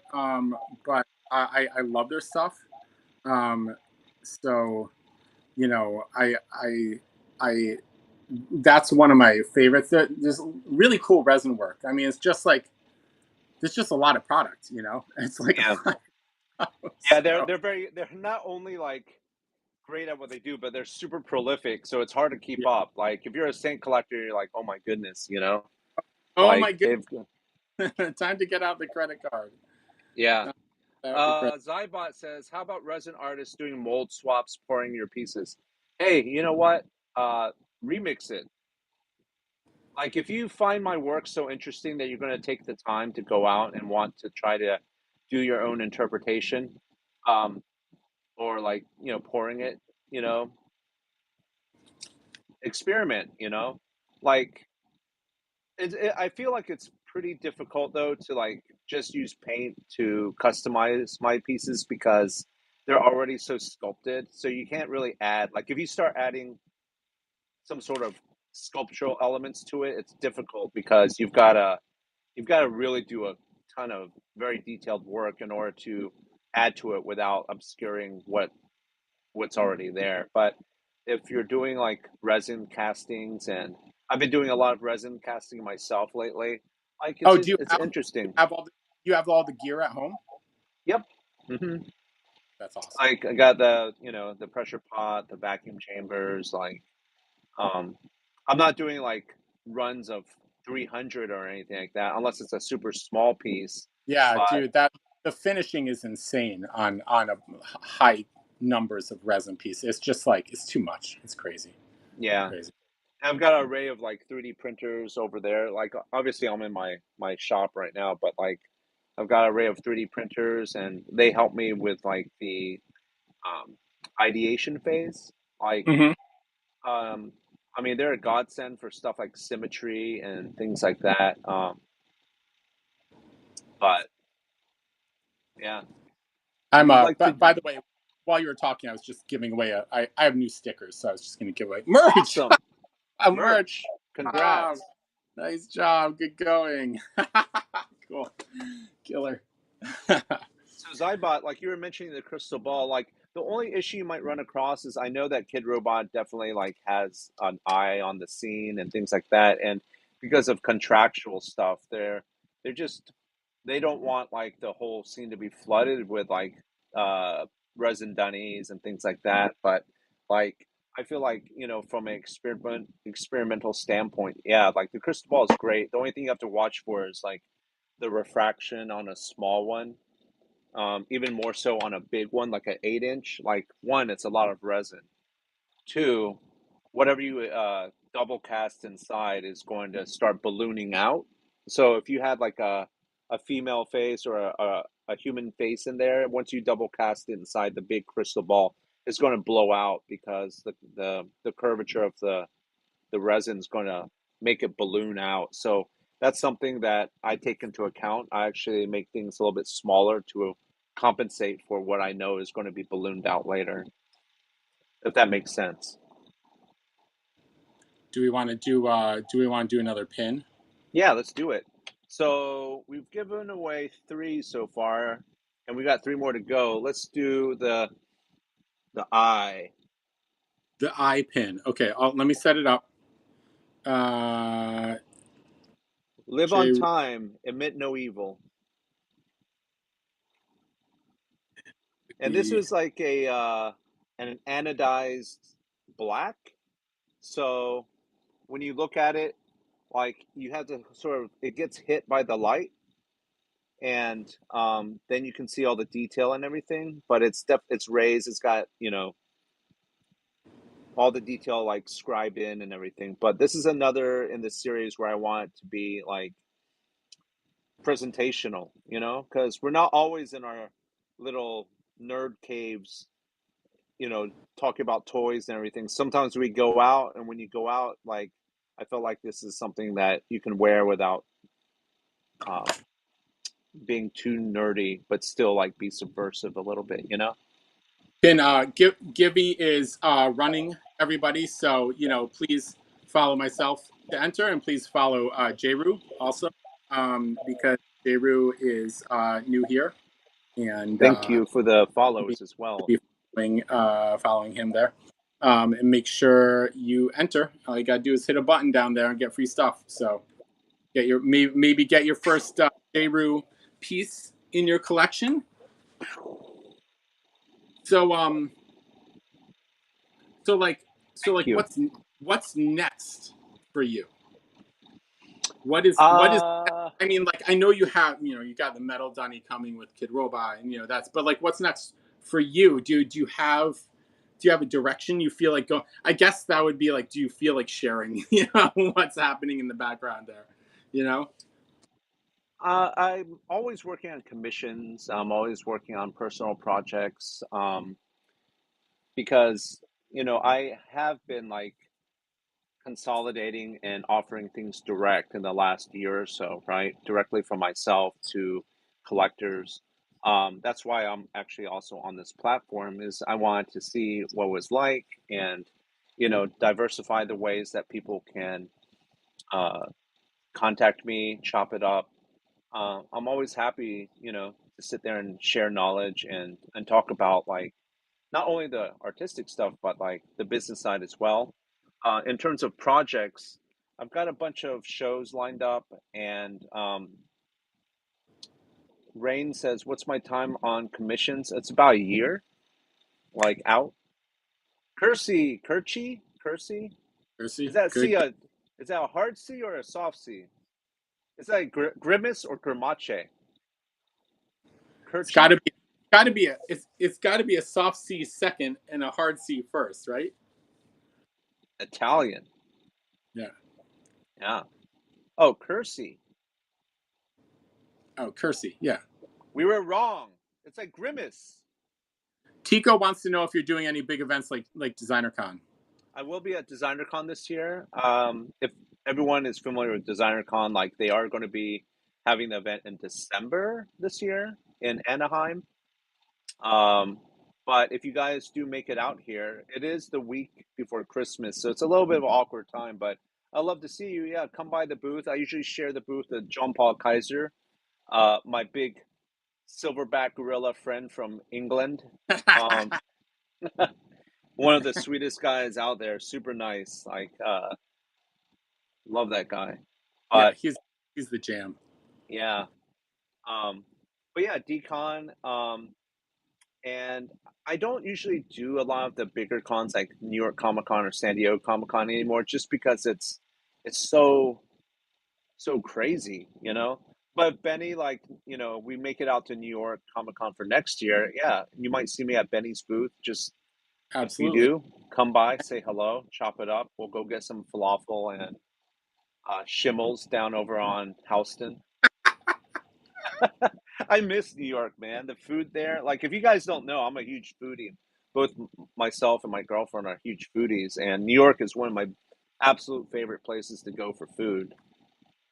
It's there's like you can eat literally anything here. I mean, there's like literally everything you could possibly think of. It is Hmm. here. Like if you want Italian food, you're just gonna have to get into arguments with people because they're all gonna tell you to go somewhere different. And there's fantastic restaurants in like every neighborhood. So it's Yep. oh, Rain wants to know what your favorite cuisine is. I would have to say, like, I'm a big fan of Japanese. Uh, I could probably eat sushi all day, every day until I get mercury poisoning. But genre, I'm a very big proponent of mom and pop or street food style establishments, because I feel like if they've been around for 50 years and they're still in like some hole in the wall, they're doing something right, you know, because that's not cheap to maintain that. So the food must be something different. Doesn't necessarily have to be extraordinary, but they do something right. And I like to visit and support those types of places. I Yeah, we will a lot of what we do on the weekends is like we'll travel around the city with our kid and go do some activities. But like we have a 5-year-old, so like part of it is always like where are we going to eat? Mm, At the middle of the day, you have to feed the kid. But more often than not, we end up in Little Italy. Eating pasta on Mulberry Street or that's right chicken. over by Tristan's Audrey Hepburn mural, right? Yeah, I actually walked by that mural. Yeah, it is literally on the same block. So I Yeah, see that they actually that store has a some little chairs or couches set up right in front of that, so you can just sort of sit like right on the mural. Mural's on the wall, and you can sit like right there. So it's yeah, I think about that every time I walk by there. yeah, Um, so let's see. So you probably have two. You have two more pins to give away. I do. Why don't we do anyone love gangster rap and Broadway? Then I've got you covered. Because you know what? I'm a East Coast kid still. I've been out in LA like for what, 10, 11 years almost now, but my heart's still East Coast. And, but, you know, everyone over here is like West Side. And I'm like, West Side Story? You know, that's where I know it from. And I love that movie, the original one. New one's not bad, but like, I just like, you know, everything in this world, especially with such a politically and like socially charged environment, like everything can be solved with a dance off, with a snap fight, you know. So that's why I made this pin for fun. You love Hamilton? Yeah. But anyways, this is the West Side pin. It's my homage to when everything could be solved with who dances better. That's why it says fight me, bro. Enter Yeah. that giveaway. Givey is right down at the bottom. Hit that button. Free pin. Also follow J RYU there. So you got to be following me, but definitely go follow J RYU. Free pin. Run it, and that's awesome. Thanks. She's Mo into Mix. dance and loves West Side Story and Grease. Yeah. You know, that's the thing. I think it takes a second for people to like absorb it and understand, because you never think about like gangster rap at the same time you think about West Side Story. But it just kind of works, you know? Well, good luck, Mo. Hope you get that one. Um, Are you going to come to New York Comic Con at some point? Do you just not know? Do you just not know every year like where you're going? Basically, you just sort of like Yeah, like, well, Linda, Benny, yeah. She's but all like, over. Yeah. yeah, she's all over the place, and usually we travel together. So between her cons, which she goes to way more cons than I do, but then my cons, it's like we're traveling a good part of the year. Um, that was pre-pandemic, but recently she's been focusing more on, like, she hasn't been traveling nearly as much because she's doing more community work. She works with Bandai um on the Gundam. There's, like, the Japanese robots. It's like a Gundam FPS game. So, Oh, but wow. yeah, like, it's uh I would love to just go back to New York to hang out with the homies, because Yeah. you saw me up there all the time back in the day before I moved Yeah. out to LA. And I miss just being able to go there and, see everyone. And obviously, eating those knishes from Schimmel's. That Yeah, place has been around for like almost 100 years, right? where is that? Where is that? It's right next to the movie theater that's on Christie and Houston. Like, if you walk down past the Whole Foods and you cross Christie, um, past the park, right? Then right there on the right hand side, next to the movie theater, there's that small independent movie theater. I don't know if it's still there, but it's like Jonas Schimmel's Knishes.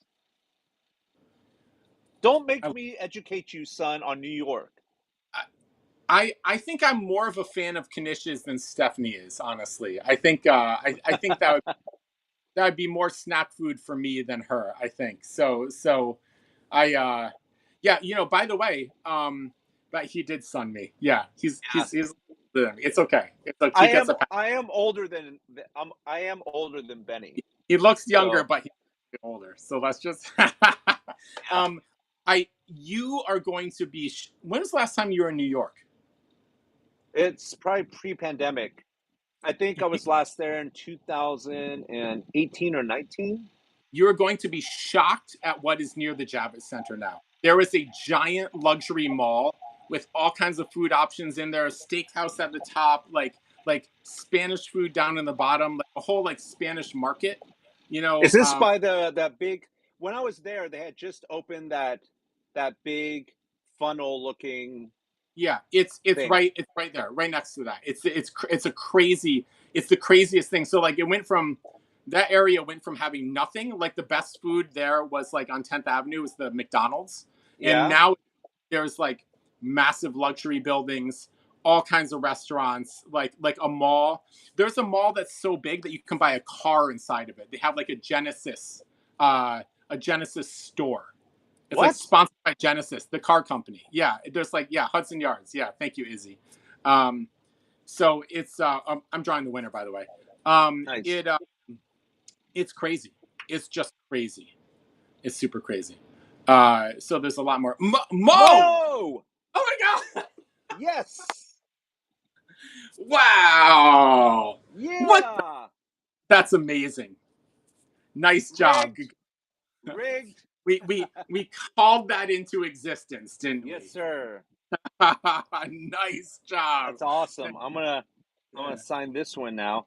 Hey, Good. what was the closest station to Javits? Was it Penn Station? No, it's You mean the train station? yeah, like the biggest one is like you gotta cut across to like Sixth, right? No, they ran the 7 all the way to Hudson Yards and the Javits. When was this? Within since the last time you came here, you can take the 7 train to right across the street from 11th Avenue. Bro. You remember how hard it was to even get an Uber if you were like coming in I like remember at the Javits Center? I was hauling stuff on like I literally every day of Comic Con I would get out at like 7th or 8th Avenue and tote all my stuff like 3 avenues all the way to the Javits, and it's like nice. Yeah, Urban Decay. I'm in Brooklyn right now, cheating death as I type. Will you stop typing in your car when you oh my do? goodness. He's Dude. he's driving into Brooklyn right now, cheating death. God. Oh my god. Nice.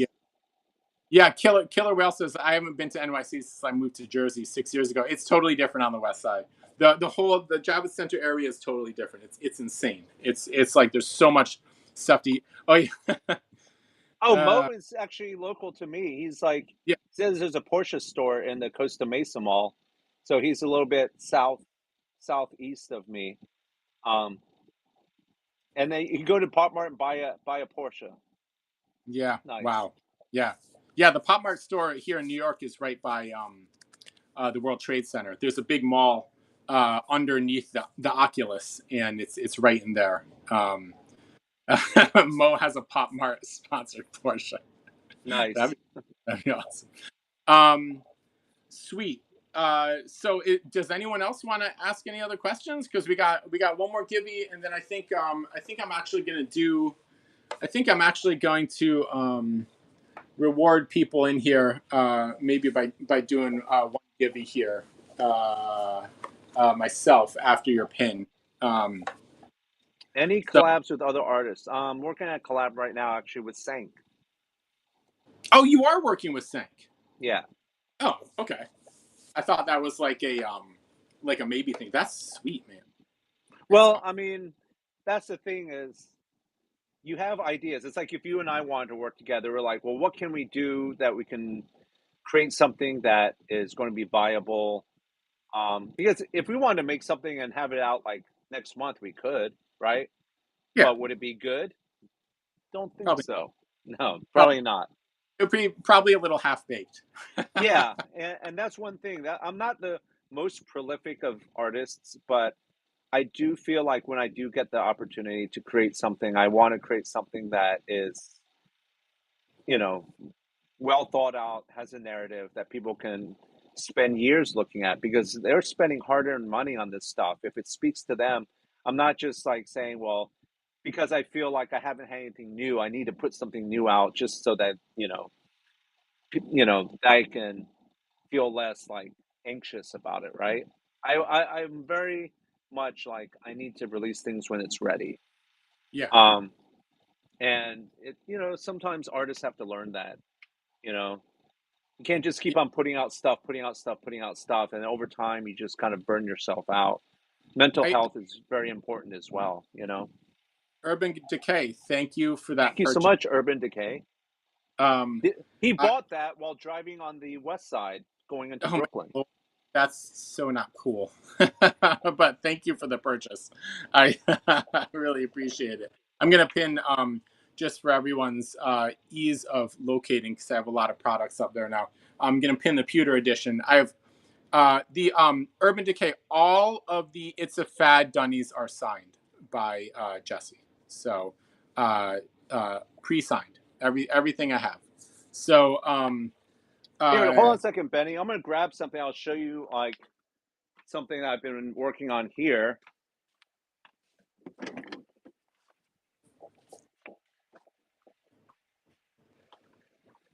So, like I was saying earlier, like if people weren't here, like I'm very interested in making sure that people get a variety of stuff, depending on how they want to ingest it. Whether it's like a pin that you can wear, or it's a collectible you can display. But I've also been working on this piece right here, which is like a wall hanging piece oh that cool. it's like the what I call the soul ball. It's like the main feature on the clairvoyant, like the skull with the flower, which Oh is wow. also going to be the last pin we will give away in a bit Oh here. wow. But That's awesome. but it's like splashing into a pool, but like it's got the frame. Yeah, it does look like an ashtray, right? But it's designed to hang on the wall. This one's an unpainted one because the frame will be painted. But like it's just something where if someone wants to hang a small piece of art on their wall, then you have the option to be able to enjoy the aesthetic and not necessarily just always have to display it on a shelf or, What what have you. what's the what's the mechanism? What's the piece that'll allow it to be hung on the wall? Like what's It's going going to to be? have it's going to have like a built-in like hanger on the back No, here. gotcha. Yeah, Nice. so ready to hang and everything. Um Thank you, Tico. But yeah, like exploration of different themes and different ways for people to appreciate the work. That's kind of what I'm exploring at the moment. Because figures are cool and everything, but everyone runs out of space in their detail. Yeah, yeah. This is very true. And then you got to sort of make some hard decisions about what you're doing with your life. You know, like do things Yeah. go away? You know, do they go into storage? You know, like what happens after that? Yeah. And Yeah, Mr. that's Merchbot, like here's the clairvoyant. oh right, yeah. So you guys can see the difference between the two Dunnys. There you go. Yeah, and so now that we have both on the screen, like I want to take the same type of like you see the fad. Well, I guess Benny's down there on some screens, but like the face is in the center. You've got your focal point here. And when I had the opportunity to do the clairvoyant, I wanted to up the ante a little bit and still have the same aesthetic, but bring a little bit more like detail and little things like around the back it says live on time and meant no evil. It's got the runes back here. It's got like the Ouroboros like snaking its own tail, representing infinity. This was all like planned out. Here's the Eye of Providence. This whole series is about like our future, our like, destiny, things like that. So yeah. Do you have? I mean, do you have one of those on? Like, I don't have any of those. Do you have one of those on hand that you would want to sell? Because I could sell it during this show and just issue you a label, and you would just send it to the buyer. I wish. It's hard because people want me to customize like custom clairvoyants, but they have to go to eBay or somewhere to find them because it's it's surprisingly hard to find them on the aftermarket, you Huh? know? Wow. Um, and then I have like a example of the Gabriel Dunny that I did also for Arcane series. This is a 5 incher, but John Paul Kaiser and myself did a pair. He did a demon and I did the angel um Gabriel. So it was also talking about like the idea of organized religion and things like that. Not in necessarily like a good or bad way, but like the belief system between like people pondering their destiny and what the existential ideas of being alive, right? And what our belief systems are. So this has the sigil of Gabriel on the back. John Paul's has the sigil of Azazel, the demon that he did, and they go together also as a pair. So these are just examples of some of the work that has been done in the past. That's some really complex sculpting too, actually. This right here, well, Yeah. remember when I first started and we were doing shows together, like you had like the key show, and I did the piece where like I carved into the head and there's like a little ghost inside. Yes. Yeah, so it was called Winter Bloom. Yes. Yeah, I feel like since then I've matured as an artist. Like as I mentioned earlier, I sculpt a lot, right? But like you tend to build up so much on top of a form that you start losing this shape. And Yeah. so if you look at this and just look at the silhouette, it's still the Dunny silhouette, except for maybe a little bit here, but it's 99% the Dunny silhouette, right? Same thing for the clairvoyant. Yeah, there's a Yep. lot of detail on it, but it's the silhouette. Same thing for the fat. I feel like it's important, right? It's important to keep the original shape as much as possible and do your thing because you're celebrating both elements. Like I'm adding stuff to it, but we still have to celebrate Tristan's original Dunny shape. Because the more that you deviate from it, the less it becomes it's unbalanced, right? Yeah. But that's my personal approach to it. Because I want to like make sure that it shines through. That's the shape that people like. And so other artists they do like stuff which is phenomenal work and they do add a bunch of stuff and it's very clever and everything. But for me, I feel like I've been trying to pull back and trying to celebrate the original artist's work as much as possible as well. Yeah. I like that. Yeah. It's a thoughtful approach to the concept, honestly. Um, and I don't think it's mirrored by like a lot of artists. A lot of artists really want to like put their like really plant their mark on it, you know, and be like, this is fine, you know. So that's a really cool way of thinking about it. Um, I here, I'm gonna set up one other thing for everybody before you do your last pin. Sure. Here, I'm gonna give someone a danger dog. Are these vinyl? They are. Wow. You know, I have never seen one of those in person. Now, see, now I need to send one to you. No, I've seen it online, but I didn't realize they were vinyl. I always thought they were resin for some reason. That's really dope. So the Gibby's going to be your choice of color 5-inch danger dog. So I'm going to let the winner pick the color they want. I believe I have 5 colors right now. Just give me a sec. Giveaway 4 to 7. Okay. You know, if Everyone, I did a custom on this, I would have done a Kerberos or something with a 3-headed dog. yeah, I actually have a one of my buddies, Fet Up Toys. Yeah. He did a resin, micro resins. I have some of them here, so let me go dig through. But that was his idea for them. So I don't have a 3D sculpt of this because Nemo hand sculpted, but he did a tiny one. This is the Multiverse of Madness version. There was one with 3 heads, and this is the like multi-headed crazy version. Let's see if I can get that too. But it's Wow. tiny little resin. So there is a Cerberus version somewhere. I've given them away in these live streams before. But yeah, I love that. That's the dog that it's like what's the story of Cerberus? Like where's that from? He's a guardian of Hades. Guardian of Hades, right? Three-headed dog. Yeah. Yeah. So this is one of the things that I'm doing, dude. So like, making stuff in China is like such a huge endeavor. Yeah. Minimums are so high, and like honestly, what's happened in the scene recently is, it's really hard to sell 100 or 500 or 1,000 of something, honestly. So, the in between concept for me that I've been tapping into a lot is Mile High Safubi. So over at Mile High in Colorado, they'll get the molds made in Asia and shipped over to them, and then they're pulling the vinyl for us in the United States. So I can contact them and just say, hey, listen, I want these. This is what I do with these. I want these in every color: yellow, green. I want an orange one. Got a red one. I think I said in a purple one too. So one of the people in this stream, and it offers me the ability to make things in very low quantities and just sort of Right. execute concepts. Get things done, work with artists, and make brand new toys and items. Like this one, Best Buds. That's cool.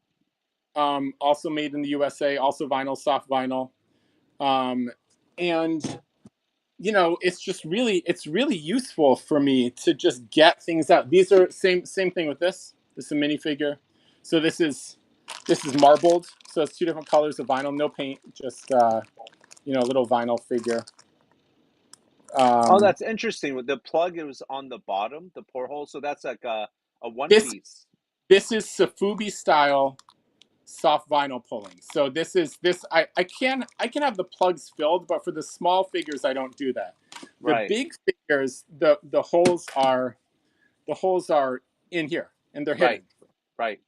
And so it's a much more well formed, it's a 5-inch tall articulated figure, and it's made in the United States. So that's a chunky boy, man. That's a pretty chunky boy right there. Boy, yeah, this is a sculpt by Nemo. And so this was never a 3D file. It was just hand sculpted and cast Mike in does resin. awesome work, man. Yeah, Nemo's like a legend. Just so amazing. So yeah, I mean, this is like, and it's perfect for what I need, right? Because I need low quantities. Yeah. And you can actually get, this is a very simple sculpt, but you can get much more complicated with the sculpts when you're doing Safubi style. You just need to engineer it right. Oh, here's another one. Same place, Colin Colin, Big C, from the Bay Area. This is his character, Baby Fats. Is that in Same, vinyl?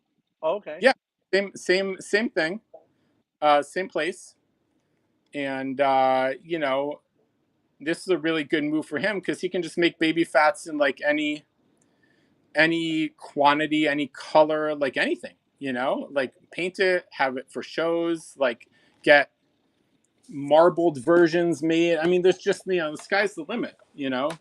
All right, guys, thanks for entering. I'm gonna draw the winner for the Danger Dogs. So whoever wins is gonna have to tell me what color they want. So I'm gonna take notes on this.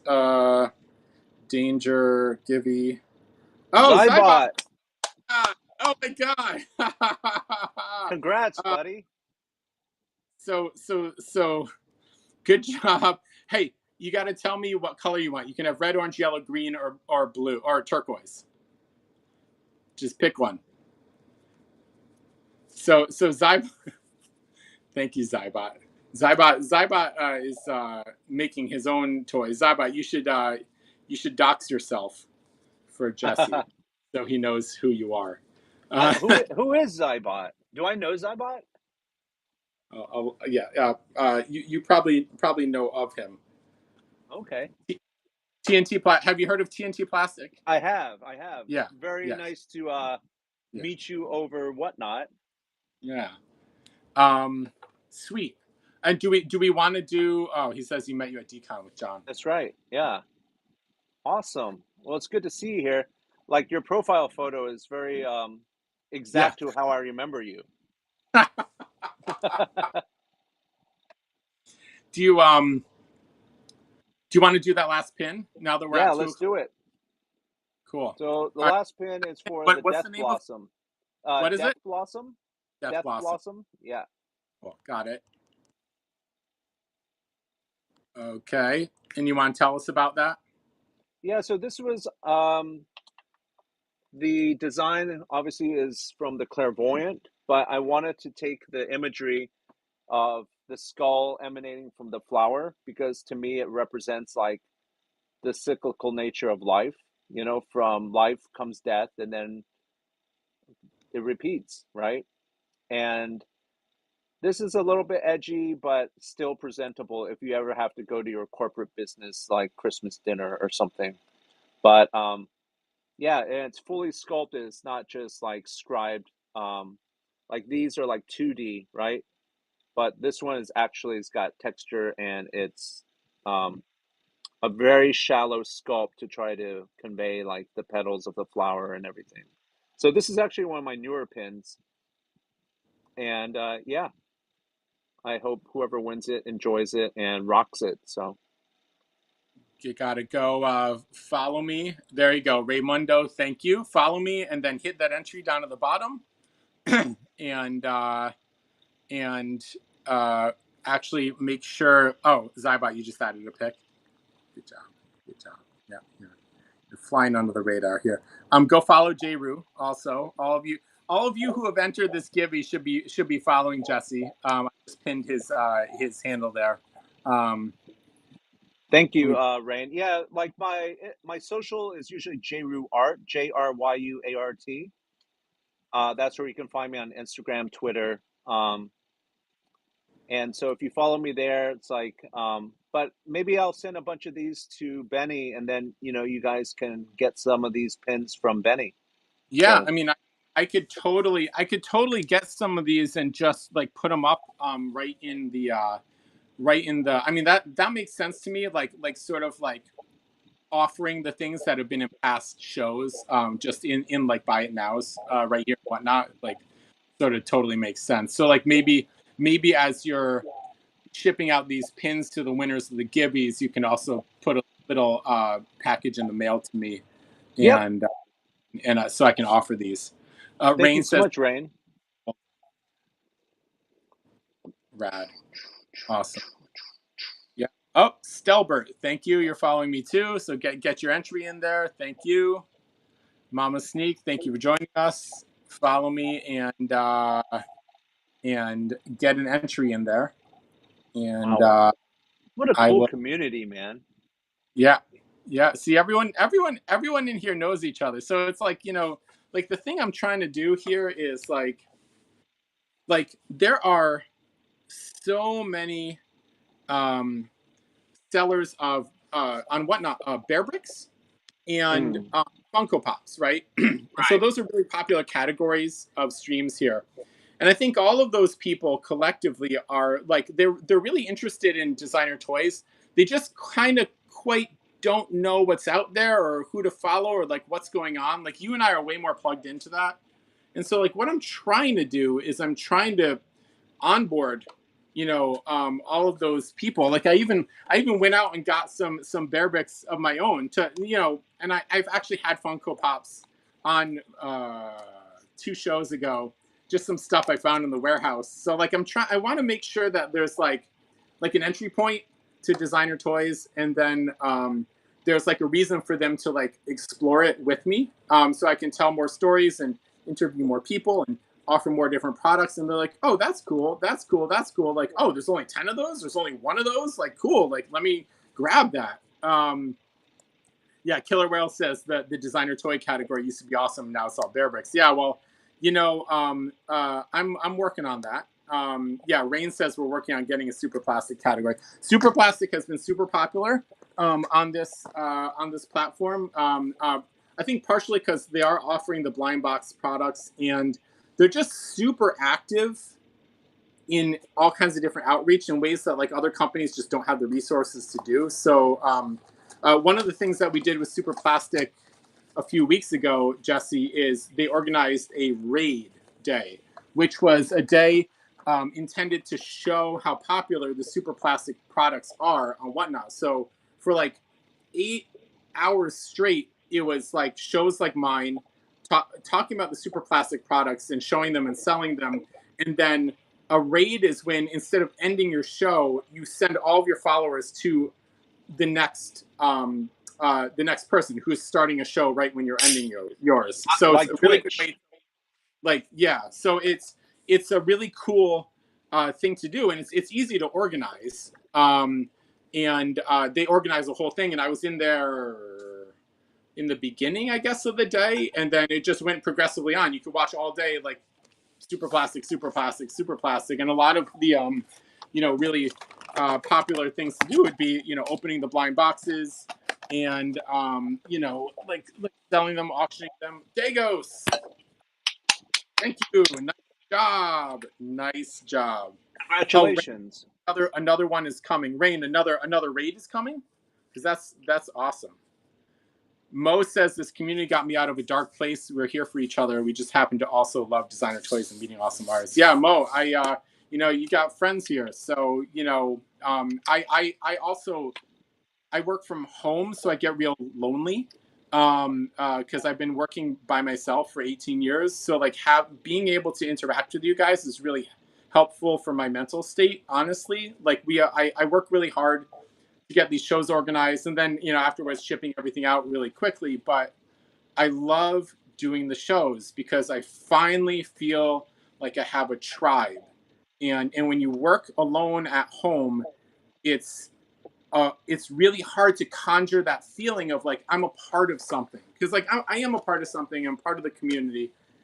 But like when you're sitting in your house by yourself, like imagine doing that for 18 years. When you're sitting there by yourself, it gets really sad. So interacting with you guys and guys and girls and everyone, it's really it adds a lot to my life. I feel like I'm doing something here, and I know we're just growing like in very small ways, but it's like finally feel like I can connect with people, and everyone's been super positive and super accepting and just really into me just doing this thing and exploring, and doing like shows like this one with you, Jesse. It's like I think it adds a lot of value to the community to be talking about it and how it works and thinking about how the artists work in the community. I think it adds a lot of value to the whole community. So I'm going to keep doing it, and trying to offer what I can offer to everybody.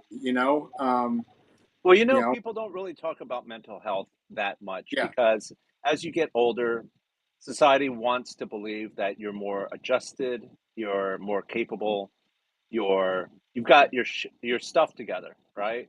But the thing is, it's like everyone needs assistance. Like we need to check on each other. We need to make sure that we're doing well.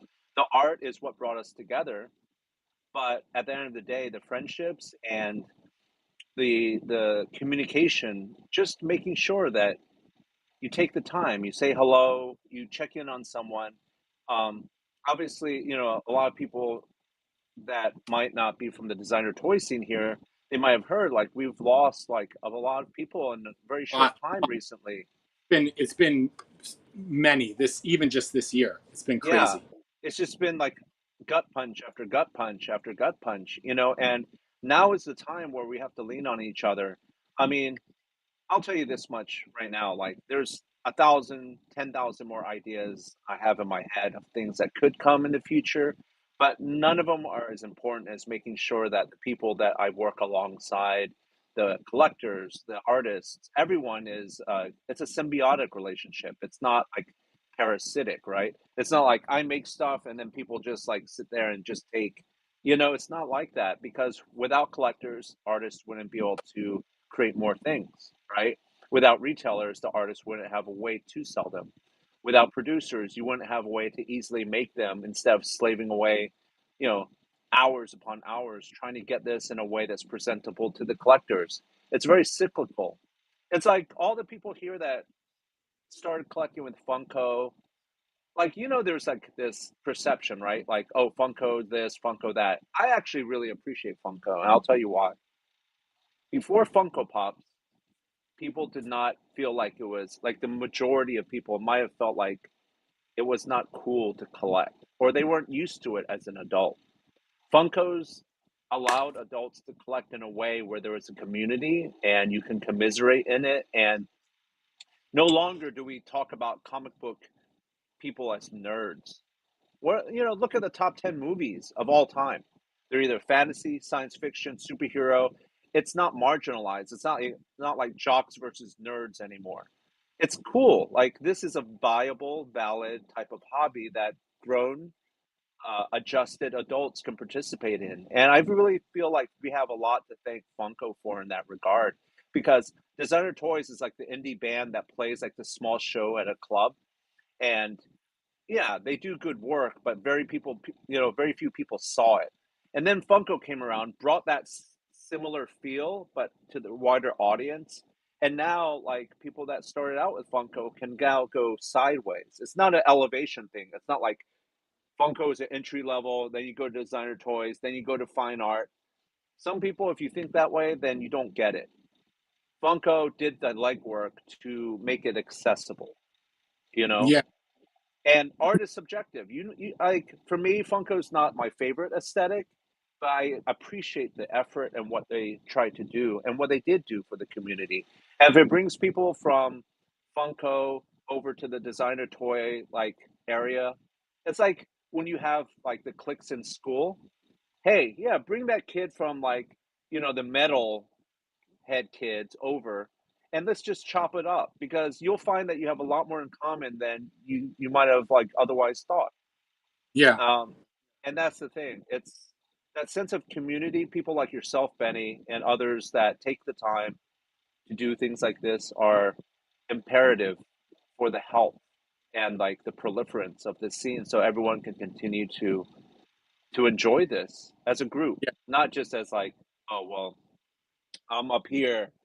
Everyone else is down there, and it's all about this. I don't believe in that. I don't think yeah. so. You know? Not it's all it's all it's all a community and a community effort, and it's kind of like an appreciation for just like fun sculptural artwork that makes you happy. And Hmm. it's like it's really the whole thing is like it just makes you happy. Like the collecting makes you happy, talking to people who like collecting makes you happy, and it's like that's like that's the purest form of anything. You know what I'm saying? It's like don't we want, the internet's really weird because now we're in this place where we spend all this time on the internet, and like maybe we don't spend as much time with like people in person, but like we're like social animals. We need to feel like a part of a thing, and like So maybe now it's like your community is like a little disjointed. They're all over the country, all over the world, and that's fine. If we can all connect together, then you can feel like you're a part of something. The worst thing is to feel alone. And like no one around you understands you, and everyone thinks you're a weirdo, and no one collects toys like that. It's like that's a crappy feeling. And there are a lot of us here. Well, think And about it, Benny. Like 10 years ago when we crossed paths for the first time, we're both like at an earlier part in our careers, right? If it had not been for toys just being the catalyst, I wouldn't be able to just call you up. I wouldn't know your wife's name. I wouldn't know your son's name. I wouldn't be able to like even like say, "Hey Benny, I'm stuck in a layover at LaGuardia," right? Can I crash at your place? You'd be like, yeah, bro, I got you. Like Steve Tokowski over when he was living in New York, one day he was just like, I called him up. I was like, bro, like my plane got canceled. Can I crash with you? He's like, yeah, just come over. I'm working, but you just chill out on the couch. That's the thing. Yeah, the yeah, toys might bring us together, but that spirit of community is what's going to drive the scene, like furthermore, and to keep it alive. yeah, Because you know yeah, what, my personal motto is my work is not for everyone. I am not for everyone. And that's okay. Art is subjective. You like it or you don't, and that's cool. It's not meant for everyone. But if you do like it, I'm going to try my best to do something that we can continue to talk about. And I'll try my best to do things that you could enjoy if you like that aesthetic. And if you don't like that one, then you can go to one of my many friends that do other types of work. I'll gladly recommend them. It's not a competition. It's yeah, about like sharing what did you do and what did you do, and let's talk about it. It's pretty simple. I think that sometimes the commercial side might skew people's base understanding of it because you assign valuations to things that are long sold out or hard to get. And at the end of the day, isn't a G.I. Joe figure kind of a designer toy as well? Because someone designed it. oh Some sure, oh, artist out there that's unnamed designed a Transformer, right? oh yeah, And people love it. But this is more like independent stuff. We're reveling in the fact that someone from the confines of their home studio creates something, somehow got it manufactured in a quantity that it's more than just 5 or 10. And they're presenting their contribution. That's all it is. It's nothing mystical. It's nothing like there's no secret society of like you're in your this secret club. It's nothing like that. Just you know, take it at face value, appreciate the work, and talk about it, and then hang out with your buddies. I yeah, feel like that's what I'll take away from all of this when my career one day in the future might be like resolving. I'll just appreciate the people I met along the way. There will be yeah, never a life where you can finish all the ideas. yeah, yeah, right, exactly, Yeah. yeah. Just happy to have like some actual friends. It's really nice and satisfying to actually have people that like people say, oh, you're doing a good job, or like we appreciate what you do, or like thank you, and I'm like it makes it all worth it.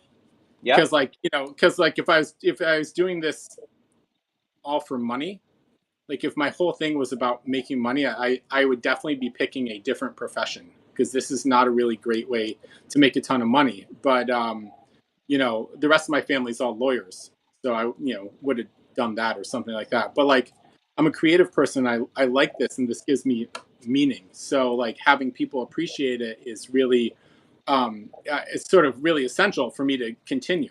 Because Yeah. that's the whole point, really. So, oh, you guys are very sweet. Thank you.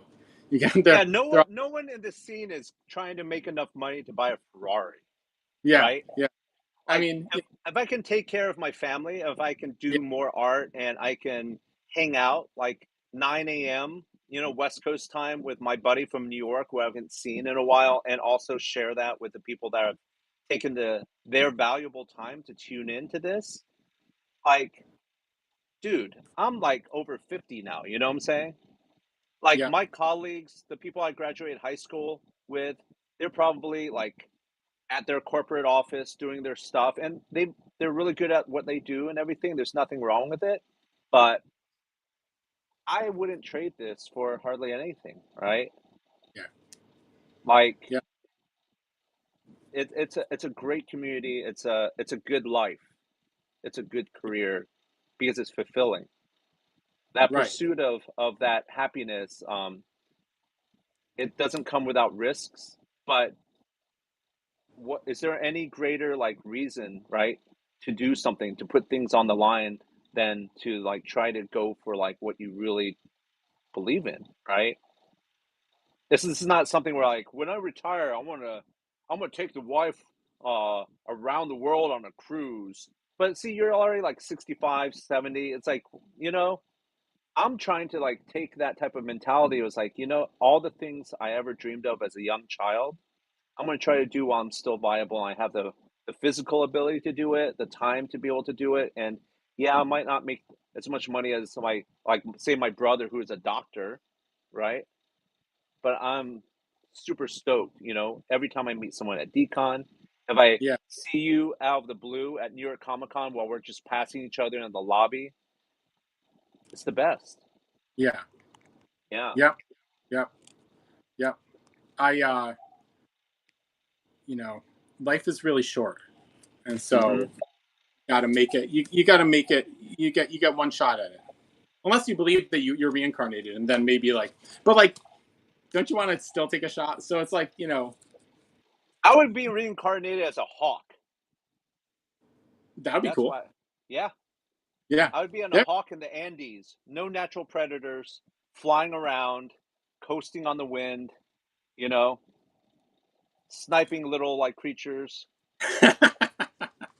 Killer whale says he'd come back as a whale. Then you would go and like destroy a regatta of sailboats who are trying to compete, and you're just like, nope, I'm going to take your rudder today. You're not going anywhere. Nope. We learned. We've evolved. Before we sign off, the people here are obviously like super into it. Guys, so my T-shirt. A bunch of you asked me about this T-shirt.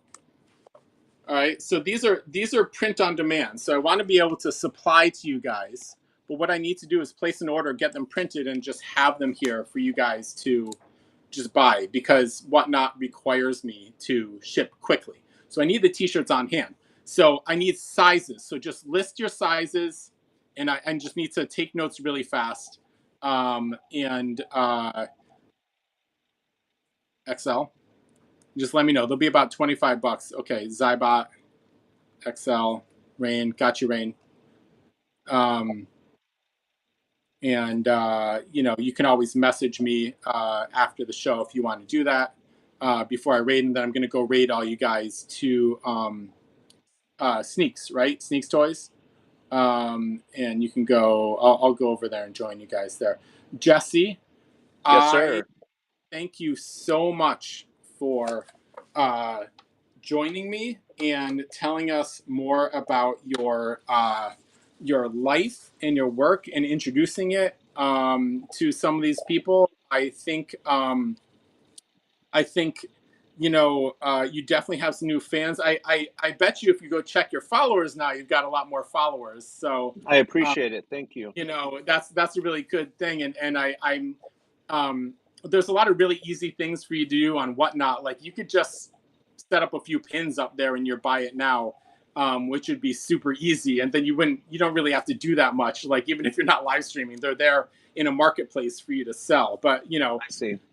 step one, if you want me to, like I can do that.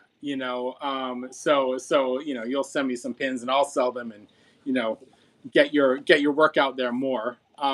But uh, you know, I love that. I love this format of shows, and I think it offers everyone here like so much more insight into like what's happening and what's interesting, and like what the artists are thinking. And I'm gonna try to keep repeating this with different artists and creators and stuff like that in Oh the future. yeah. Um, Uh, really, really, really, really fun to sort of engage publicly with an artist finally. You know. well, you know what? Pandemic did change the format of how we do things, but we adapted, right? life always finds a way, to quote Jurassic Park. But the thing is, I appreciate the time. Thank you so much for everyone that they came to this stream. Um, as a friend of Benny, I really want to thank you guys for supporting my friend. Um, he deserves all the support because at the end of the day, like he might be good at what he does, but he's best at being a husband and a dad and just all around good dude. Like I know Benny from the very beginning of my career all the way till now, he's always had my back. It's very rare that you can say that about people. So thank you for supporting my friend Benny. Yeah, And don't I make me hope cry. Don't make me cry. Stop. that's my Stop. goal. That's my goal. But I love you, buddy. And thank you, all Man. you guys that are in this chat. Thank you so much for taking the time to listen to us. You guys are a really cool community, and thank you for making me feel so welcome to the Whatnot community.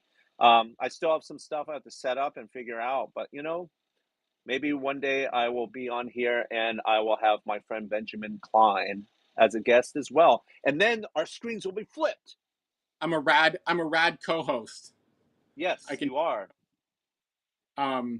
Cool. Well, thank you so much. So they're gonna give me the labels, and I'll get the labels to you, so you can send out those little pin gibbies.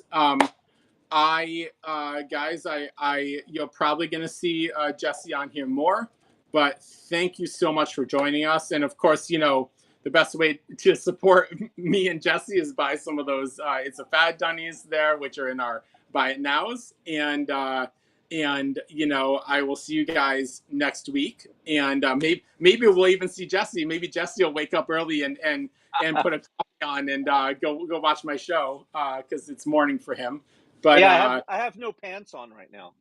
well, I have no pants on too. I mean, so whatever. Why would I wear pants? You can't even see me. So you can make it a thing. No pants Tuesdays. yeah, no pants every day. Yeah, Donald Duck Tuesdays. Who needs pants? Yeah, that's shit. Well, hey, listen, did Scrooge McDuck wear pants?